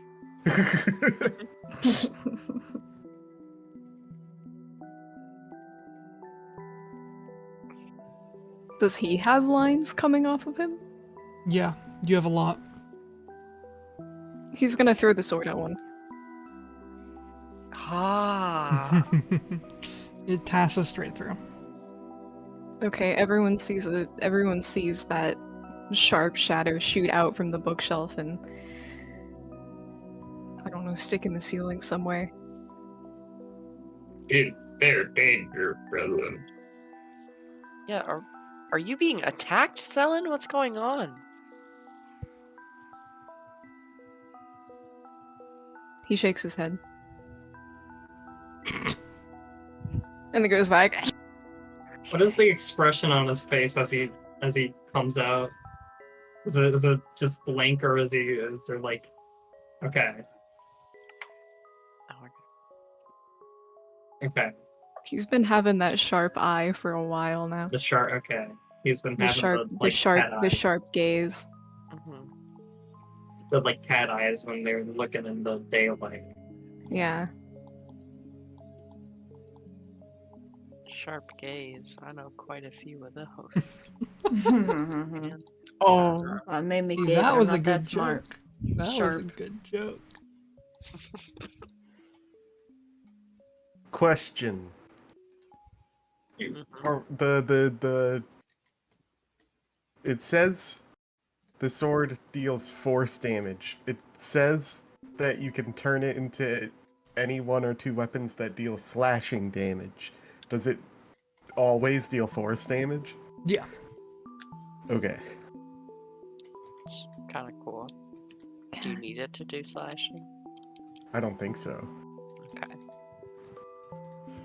Everything from now on is going to resist force forever. Come on! It's gonna make my life hard too, I think. Does Cat exist? Cat appears in your shoulder. Does Cat have lines? Cat has quite a few lines, also. He stares into Cat's eyes. Are you about to kill Cat? Sorry. There's a Fennekin. We almost lasted the whole game. And then he just sits down. Cat looks into your eyes, and there is a definite worry in his eyes. He goes, "Are you okay?" I might be going insane. Sit down. He does sit down.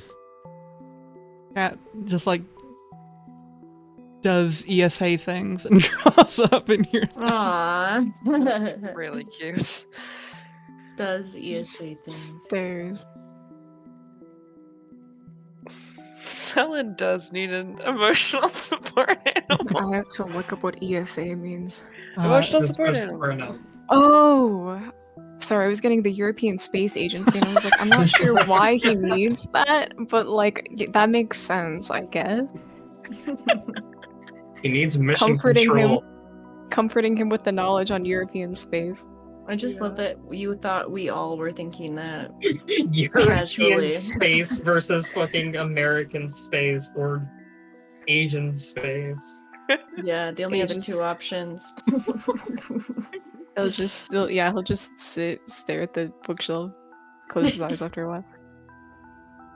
At me, it helps. He'll pet Cat. Can the strings move, or does his hand go through them? Your hand goes through them. Okay. Yeah, he's just has to live with this now. Okay. Yeah, Selen's life is ruined, I guess. Abrupt hallucination development forever.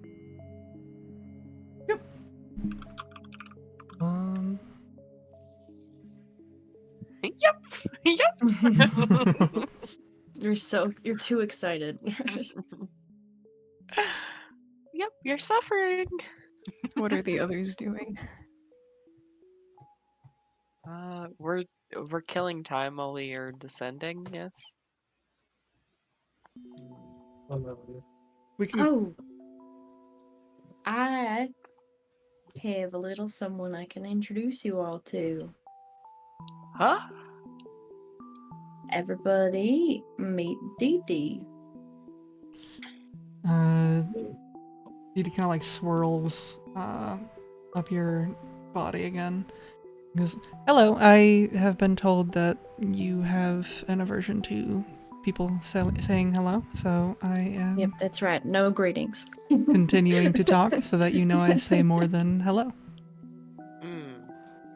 That's good. Since when do we have an aversion to things that say hello? Ghosts. The hive.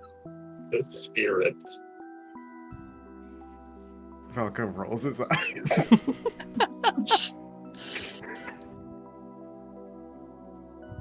Flashbacks.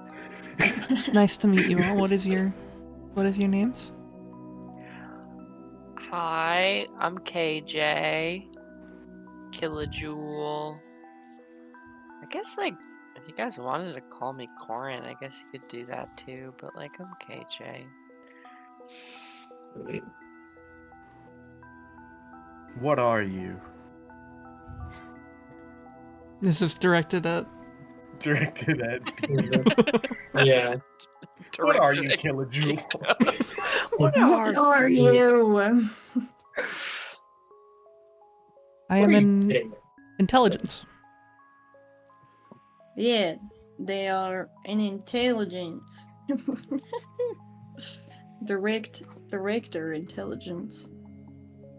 They're gonna teach me how to read. Oh.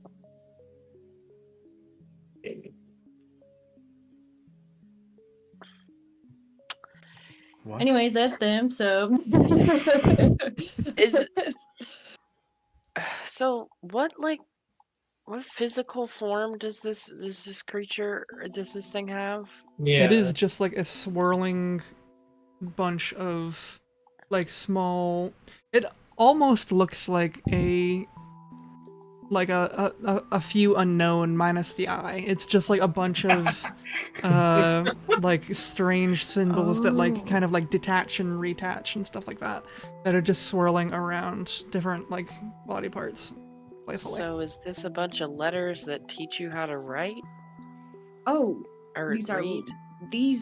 I thought these were like runes or some shit. I didn't realize they were regular letters. No, they are some kind of runes or something. Good. I was about to be super worried about this whole reading.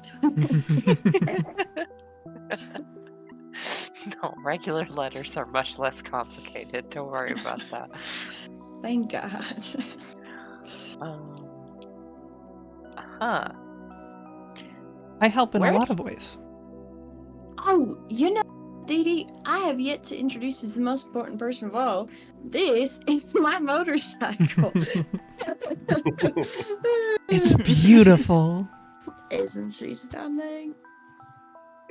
She swirls around it, and you hear it like start up as she like attaches herself to it, and It begins to roll like without you touching it. Oh, okay now. Okay, hold on. Oh. Hold on. Like lasso. Hey, Dee Dee. Mhm. Where'd you come from?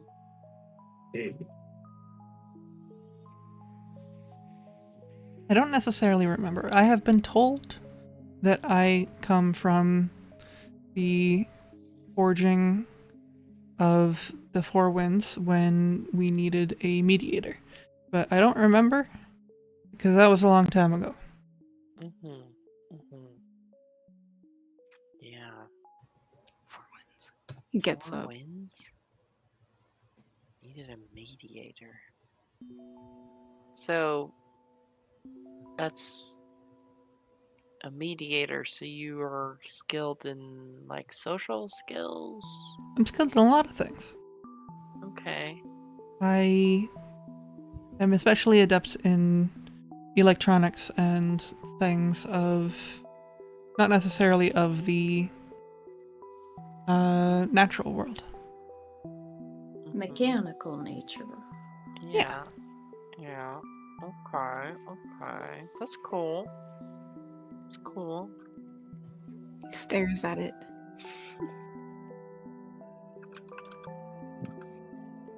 I'll like whisper to Dee Dee, "That's selling. That means he likes you." It kind of like floats up in front of Blood, and like the runes kind of like make like a happy face almost. Cute. His eyes go over each of the lines as if he's attempting to read something.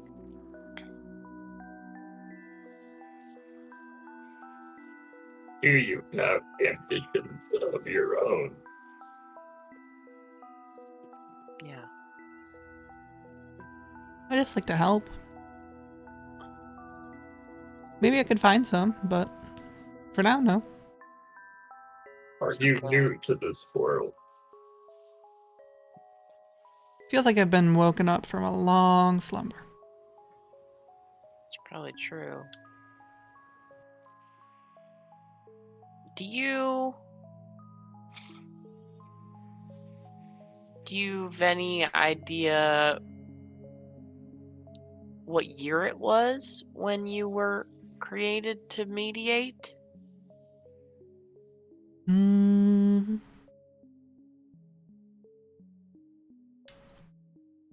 Doo-doo. And she kind of like twirls for a little bit, and you hear like the kind of like chimes. Just processing. Exactly. I wish I'd made noises like that when I was thinking.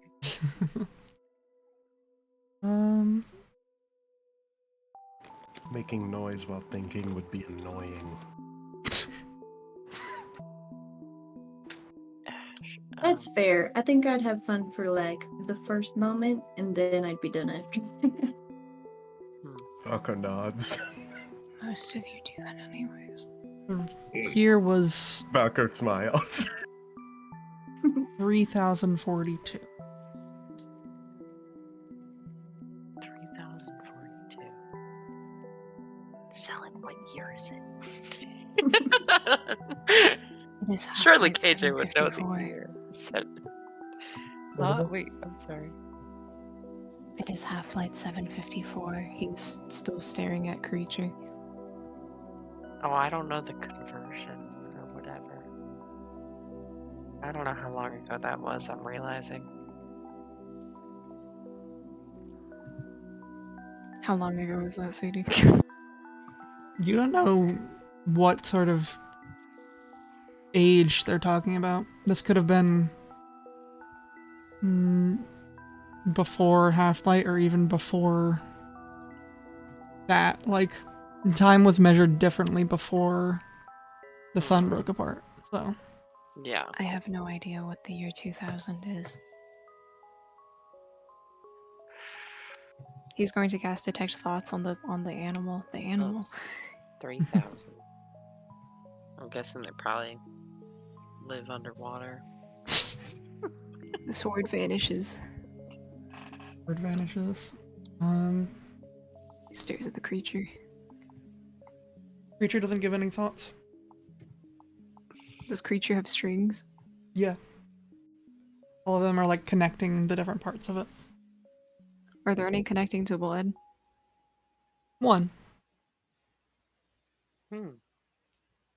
He stares at some empty space between blood and the creature. You okay, Selwyn? You're looking like you're And then he just starts perplexed. leaving. Oh. Alrighty. You look like you're going a little crazy, Selwyn. I just can't help but think that there's something you're meaning to unpack. He looks back and stares at Killijul. What's Killijul thinking? What's Cultural thinking? She's thinking, I really hope he's not like losing his marbles, because he's been looking around everywhere at nothing and swinging a weapon just in the open. And He looks at Valko.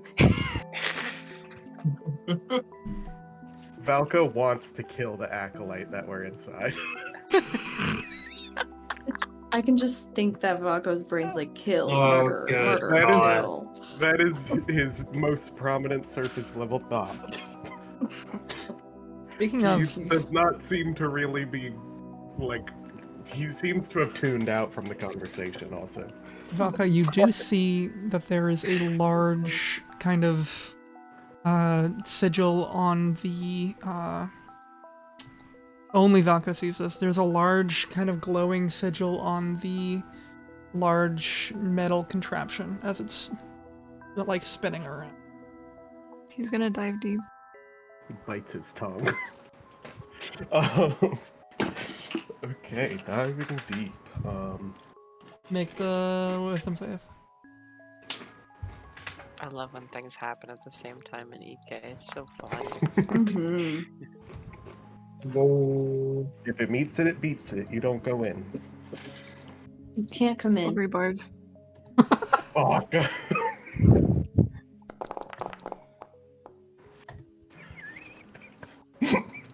Okay. As you like start resisting, he kind of just like takes a step forward and stares a little hard. Okay. Reasoning.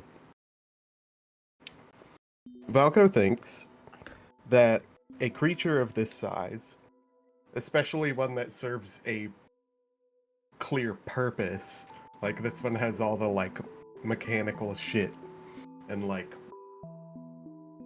you know, reacted to like us doing certain things and like whatever,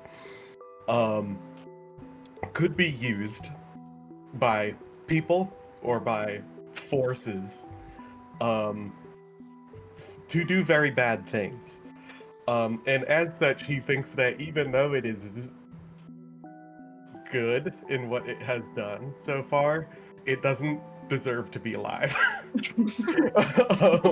Okay. His emotional state, he is contemplative. Okay. Because he wants to do it, but also he is quite aware that he probably shouldn't, and also that the Sphinx heavily implied that he really shouldn't.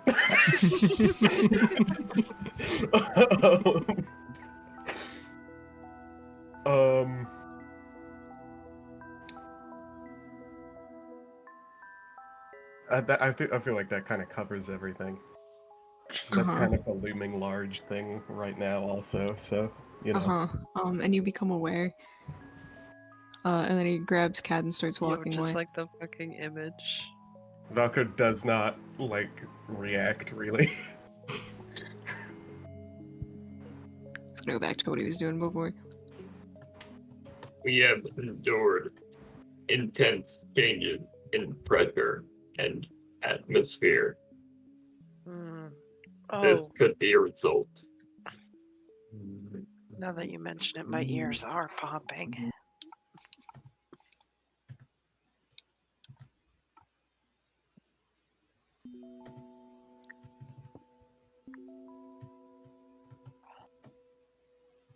How does a Is bunny there- pop its ears? Is there any like with whatever had tried to, like,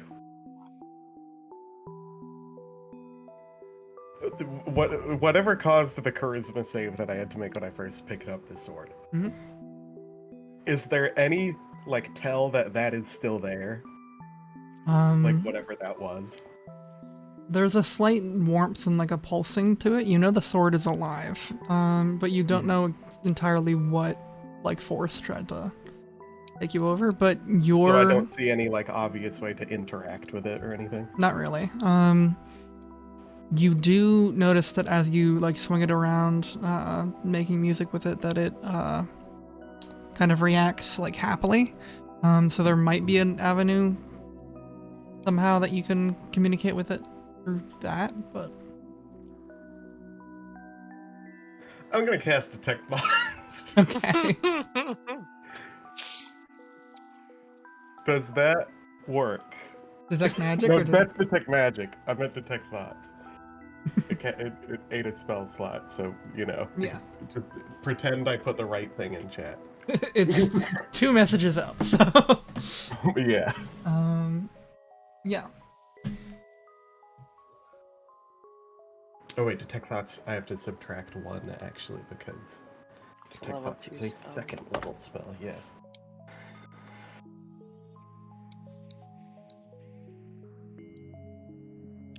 Fool.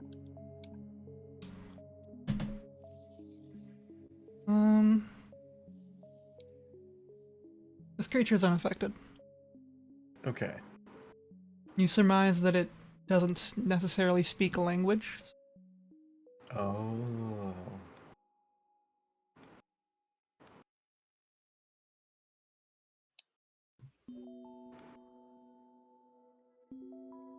Hmm.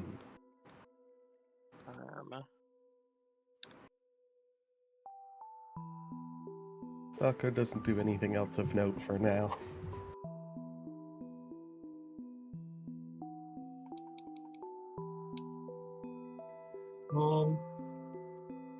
I think. How long of a trip is this? You've gotten. I was just gonna end it when everybody was, like, had done their scenes and were, like, ready for it to end. Gotcha. Whatever think- you want to do. I think MR is just going to do an individual checkup on everyone, like a. I do have something to do also, but continue first. Okay.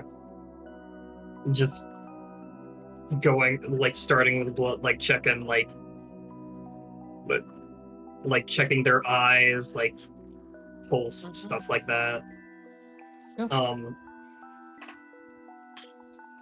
Any, like, changes in, leaving out Sullen for now, like, vitals or anything like that, like, significantly or something? You check out blood. There is not. Doesn't seem to be any. Okay. Valco. Do I have perfect conditions? Am I at the peak of health? Peak I'm drow just not. physique. Peak drow physique. That's what I'm talking about. AJ is a little bit more amped. Literally. Just a bit faster. Your emperor is tired. Oh, I'll keep that in mind. I did get like a big rush of adrenaline earlier from swinging around, so that might have had something to do with it too. But So cute. thanks for letting me know. Dr. MR. MR nods. She casts off little lines of light from her hands. Falco. Before you get to Valco, this would have been like a tiny little bit ago, because after he casts Detect Thoughts on his own sword, he's gonna walk over to Sella. Surface level thoughts.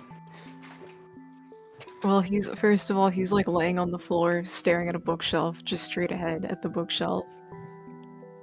Surface level thoughts. What the hell is he even thinking?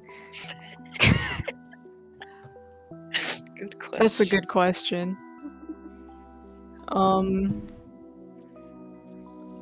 First of all, it's kind of I'll put this in chat so it has the saving throw. okay. Your saving throw is one higher, Yeah, but we'll wait because and I'll lose anyways. Okay. Is kind of spacey right now. You know, he's not very focused. Head empty. Yeah, he's a little bit head empty. He's staring at this bookshelf because he cannot look anywhere else without seeing everything in the world.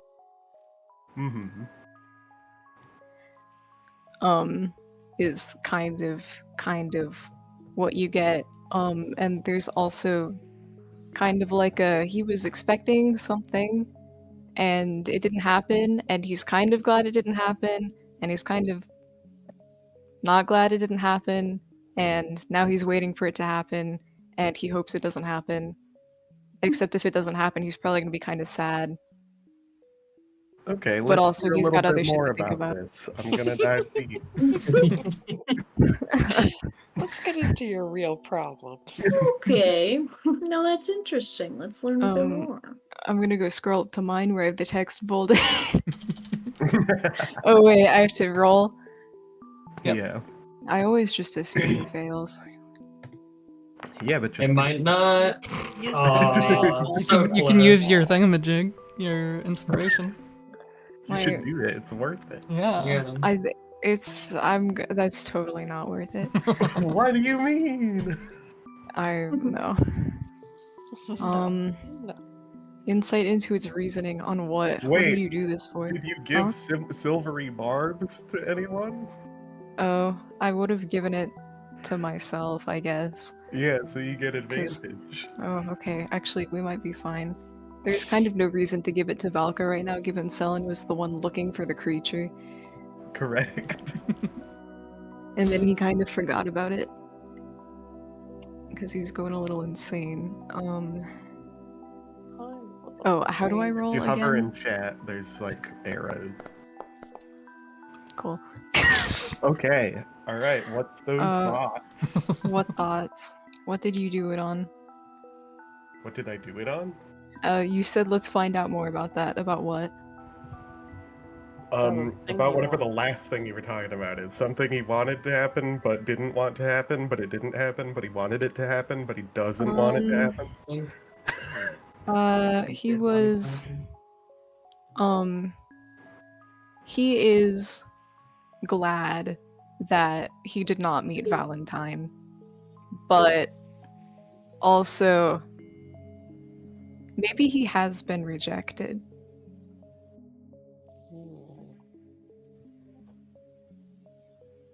Is his reasoning for that. Okay. Something... emotional state... he thinks he's going crazy. He thinks he's lost his fucking mind. He's turned schizophrenic. He's thinking... he's having a realistically, feasibly, he's going insane right now. He's hallucinating. This is not anything any sane normal person does. In fact, this is exactly the problem with Asimar, is that they are delusional. They are delusional and insane, and they see things or pretend they see things. And he has never seen anything. So obviously they're like all insane. Because realistically speaking, like there's no reason like a person would be able to see anything that they're not supposed to see. You know. So any Asimar in any account of any book that is claimed to have been spoken to by God has religious delusion. Or they have a mental illness, and because they are by default religiously associated, they are psychologically inclined towards having those types of hallucinations. It has happened to him. He's going mad. And something what looms large in his mind. This is like all looming large, but I feel like there's a third thing. Looms large in his mind. Unfortunately, he did not get to see Valko pick up his sword. That's And what he had- looms And going into the vault, he was going to watch it happen, and then there was feasibly no time to watch it happen. Which that would have been a really important stat, and he kind of lost it. Do you wish to meet Valentine? Oh, and I guess he becomes aware that you did this. Yes. Valko has walked up to him and is standing, like, kind of next to him, kind of behind him. Like, diagonal from him, basically. But very, very close. He looks up at him. His immediate thought is probably not. And then he starts processing what you said. And he's staring. He's also staring. He is now staring at the bookshelf, also. And then out loud he says, I don't know.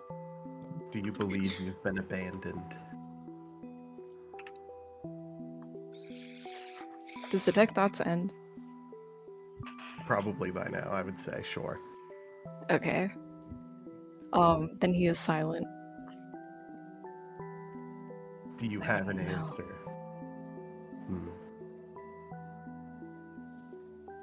Do you hope you've been abandoned? He shakes his head. Ellen, you look down at the clasp in your hand, and you know that one of the things you can do with it is have a direct line of whatever higher power. This is true, and I completely forgot about this immediately. I read that, and I was like, interesting. And then the atheist in my in-character brain disregarded this info. We don't need that. I saw put you in contact with God, and I thought, right, that could never happen, and I quit reading the spell. This whole time, Blood's been rolling a joint. Oh, hell yeah. And when Selen gets into a state of panic, Blood will be like, you know, when I'm anxious, It's like all the way over here. Paranoid delusions. He's all the way out here. you know, sometimes lighting the blunt just makes all the big thoughts go away. What is You know, Selen? So what is I- Selen doing right now? This is like the kindest thing Blood can offer you, right? staring at the orrery as of DM's direction. And he doesn't. Does he say anything? No. In fact, he and I both forgot whatever you asked him. I think. Wait, what did I just ask him? Oh, I asked him. I asked him if he wanted to be abandoned, and he said no. Okay. Okay. I think I'm pretty. Yeah. Yeah. He said more like, I hope. I don't think so. I think. Well, he shook his head. I think he shook his head, Okay. and now he's staring at it. With this sudden realization that he could talk to God if he felt like it. Apparently. Falco puts an arm around Selen. Huh? Aww. He's on the ground. He's like laying down. He's laying down. I told you this when Like, you on walked his up to back. him. I thought he was sitting. No, I said he was laying down, staring at the bookshelf, so he's like on his side. Oh, okay. He's on his side. How would Valco? Valco. You could sit him up.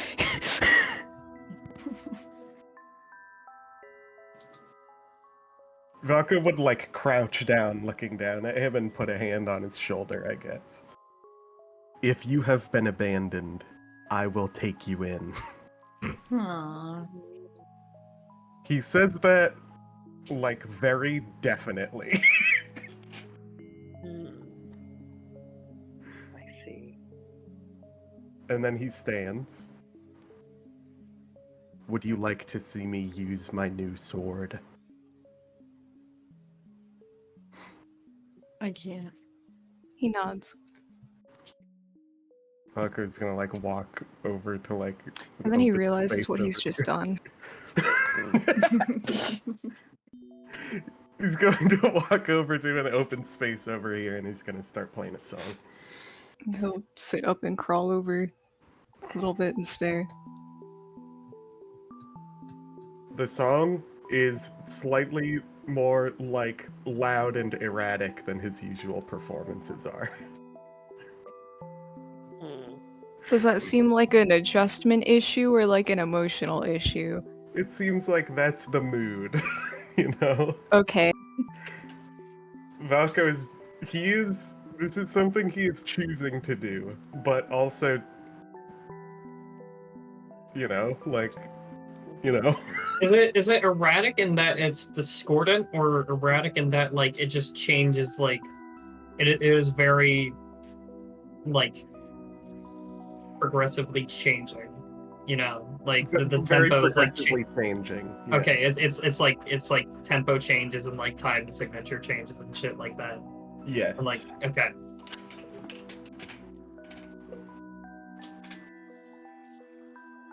Valko's playing jazz with a sword. Kind of. Like free-form sword jazz. The mood is jazz. Alright, that's what Valko does. Like that. Amar You is watch me going do to this. check up on you and just kind of stands as they watch you do this. You Valka play looks, for like a few minutes. Valka looks fine. Valko looks fine. that Valko true? lets me check Well, up on him. do you like interrupt or No, do you wait? Amar just waits patiently. Okay, yeah. Then Valko would allow you to inspect. Inspects, checks your eyes, checks your pulse, checks your tongue. Yeah, Valka looks fine. Valko Is looks that true? fine. Hey. Oh. I mean, he looks as beat up as the last time that you... He doesn't look like he's gotten anything malignant or anything. Well, he does still have minus 13. Oh, that's right. Yeah. Yeah. Forgot about that. These all seem to be a result of the hay. Hmm. Amar just commenting on the, like, I guess, like, necrosis fucking scattered about his body. He's looking like the dad from Coraline right now. It happens. You feel no changes from the vault itself, do you? Not as far as I can tell. Understood. He nods. Turns to face Sullen. He's staring at this. Does the sword have strings coming off of it? Everything has Okay. strings. Just assume that everything has strings. Like including like rocks on the ground and Yes. stuff? Oh Jesus Christ. Okay. It's bad, Selin. Okay, yeah. Everything's connected. Normally, I guess I would say normally when Valko plays Swords of Stone isn't like staring at his feet in some dejected state. His eyes are following the tip of the blade, and flicking about with its movements. So I would say as you walk up to him, he's doing this, except sometimes he's just trailing off. It's Like he has to find it again. Or he just starts looking at something completely like he just stares like it's like Valko moves the blade and he continues as if Valko didn't move it and then just moves his eyes over it.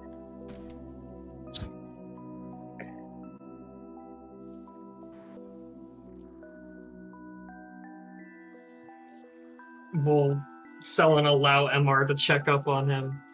I mean, he's easily handled. He's not doing anything. Sure. He's easily handled. Check his eyes. Eyes. It's actually pretty funny that you say check his eyes, because as you get close, you see kind of like around him, just barely like visible and like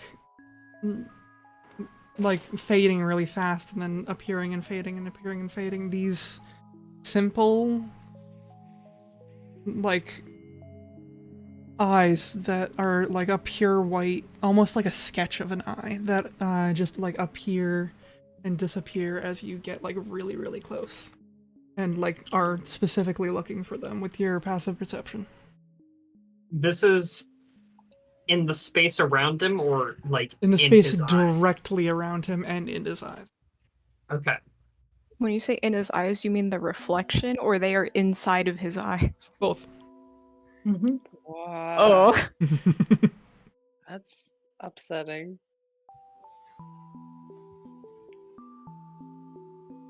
These were not here before. Looks at MR.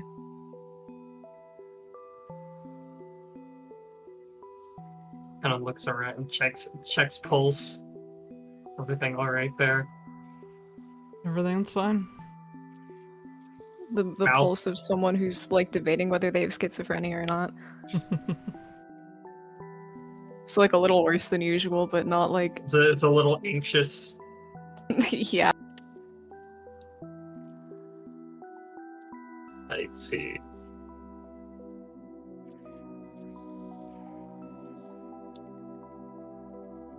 What was it that you claimed?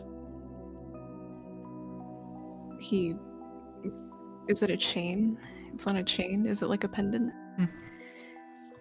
He pulls up the pendant of the orrery.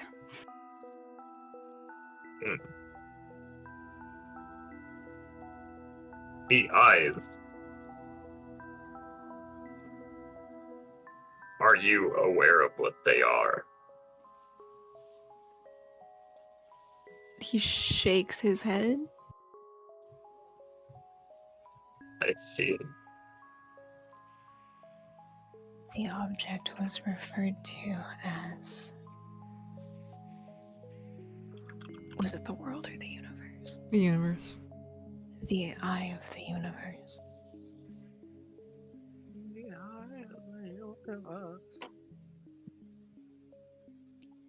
Continue staring at Valko's swords. I believe this is beyond my medical care. I apologize. He nods. What does that mean?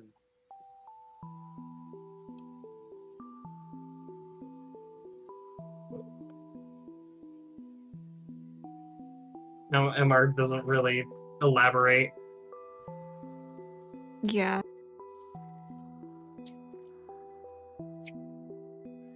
Just kind of like non-responsive. KJ understands the vibe and just sort of looks upset, more in a worried fashion than anything. Blood pulls out the joint they just rolled. I'm just kidding. Okay, they don't do that. I mean, are- the offer is on the table, but it's up to you. You are agitating to you, I would assume. He nods. Troubling.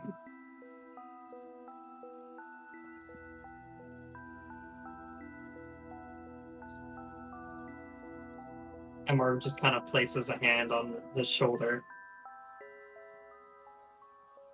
And just puts the cage like somewhere next to his ear. You will take his spellcasting focus, the orb, and stare at it for a moment and like run his thumb over the top of it and put it away. If MR said something to him, I didn't register it. Okay.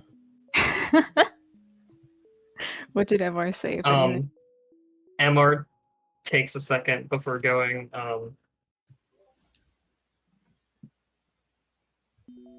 That case you mentioned before, I would like He to discuss later. pulls his cloak back slightly and taps on, you can see underneath his, he wears fine robes, and then over that he wears a shitty cloak. I see. And so he's like covering up his outfit, and under the nice outfit you can see the outline of a box under the fabric that he taps on. And then he nods. Whenever you feel most sane, I suppose. Amar just kind of nods and then walks off. He nods again. At this point, Zuzulana seems to be banking in a way that you don't expect. That when you charted this map like many times, it seems like she is like purposefully going back to like as close to Distos as her route allows, and she's like nearly there. We're on an alternate route. What kind of alternate What route? alternate? Yes. Distos. Near, close, next, we're next to Distos. Nods. Works out, I guess. Nods and then looks back towards this. There's a bright red glowing sigil. His The Valko's fingers eyes. Sigil. tap the handle of his sword. It I do not expect she will be landing for us. We should probably get off when we have an opportunity. Okay. I can, we could honestly all... Wait, actually, I gotta look at something.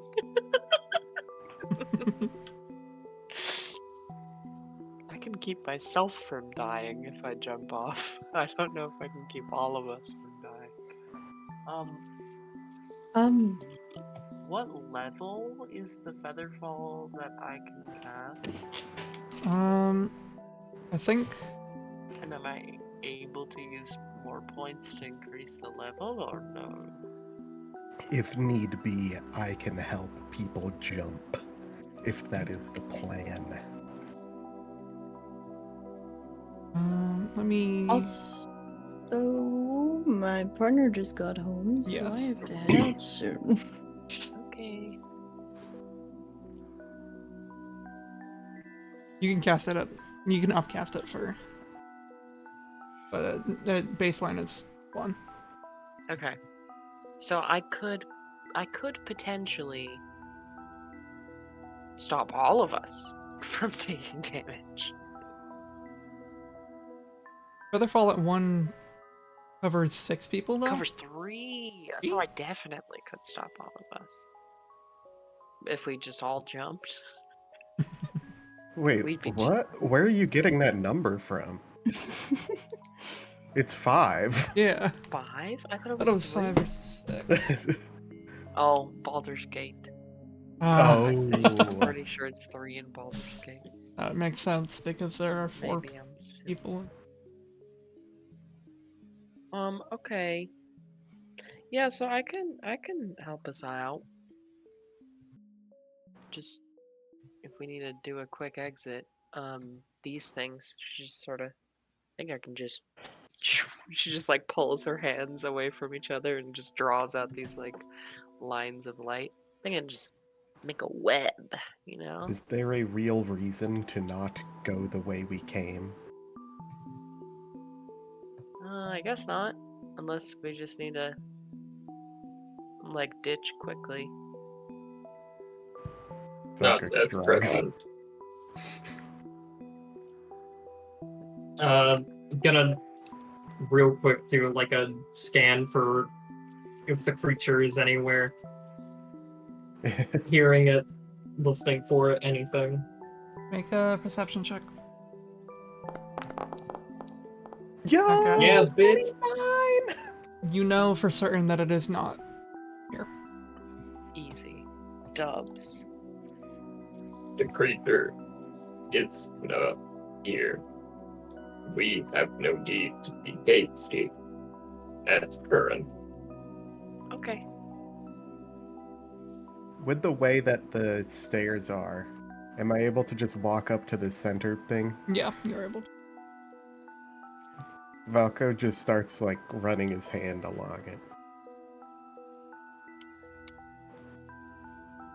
Well, actually, he starts, like, tracing the sigil that he sees with his finger.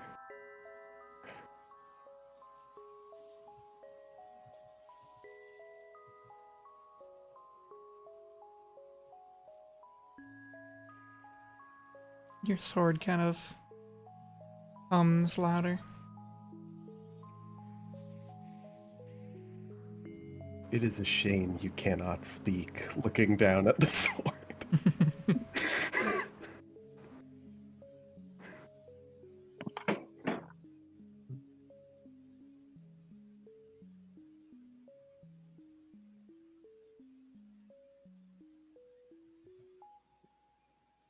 He just continues doing this for a while. I feel like you're like that, was it Narcissus? Staring in the pond. Yeah. Yeah, yeah. I know Yeah. that. I'm a Except, Greek mythology mate. yeah, look at me! Do I get a point for that? You do. Yay! 30 inspiration. Let's go! My ex and I just referred to the general practice of like fussing over your appearance as staring in the pond because of That's cute.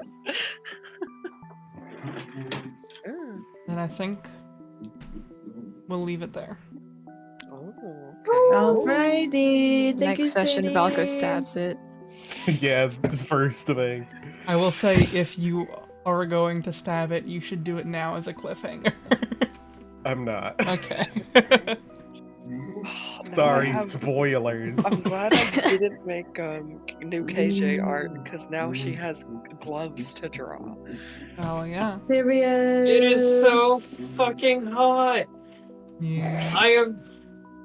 My fan isn't doing shit. Nope. It never does. So I like that the gloves are fingerless because I wanted to make it canonical with art that like a couple of KJ's fingers are metal, but now I can.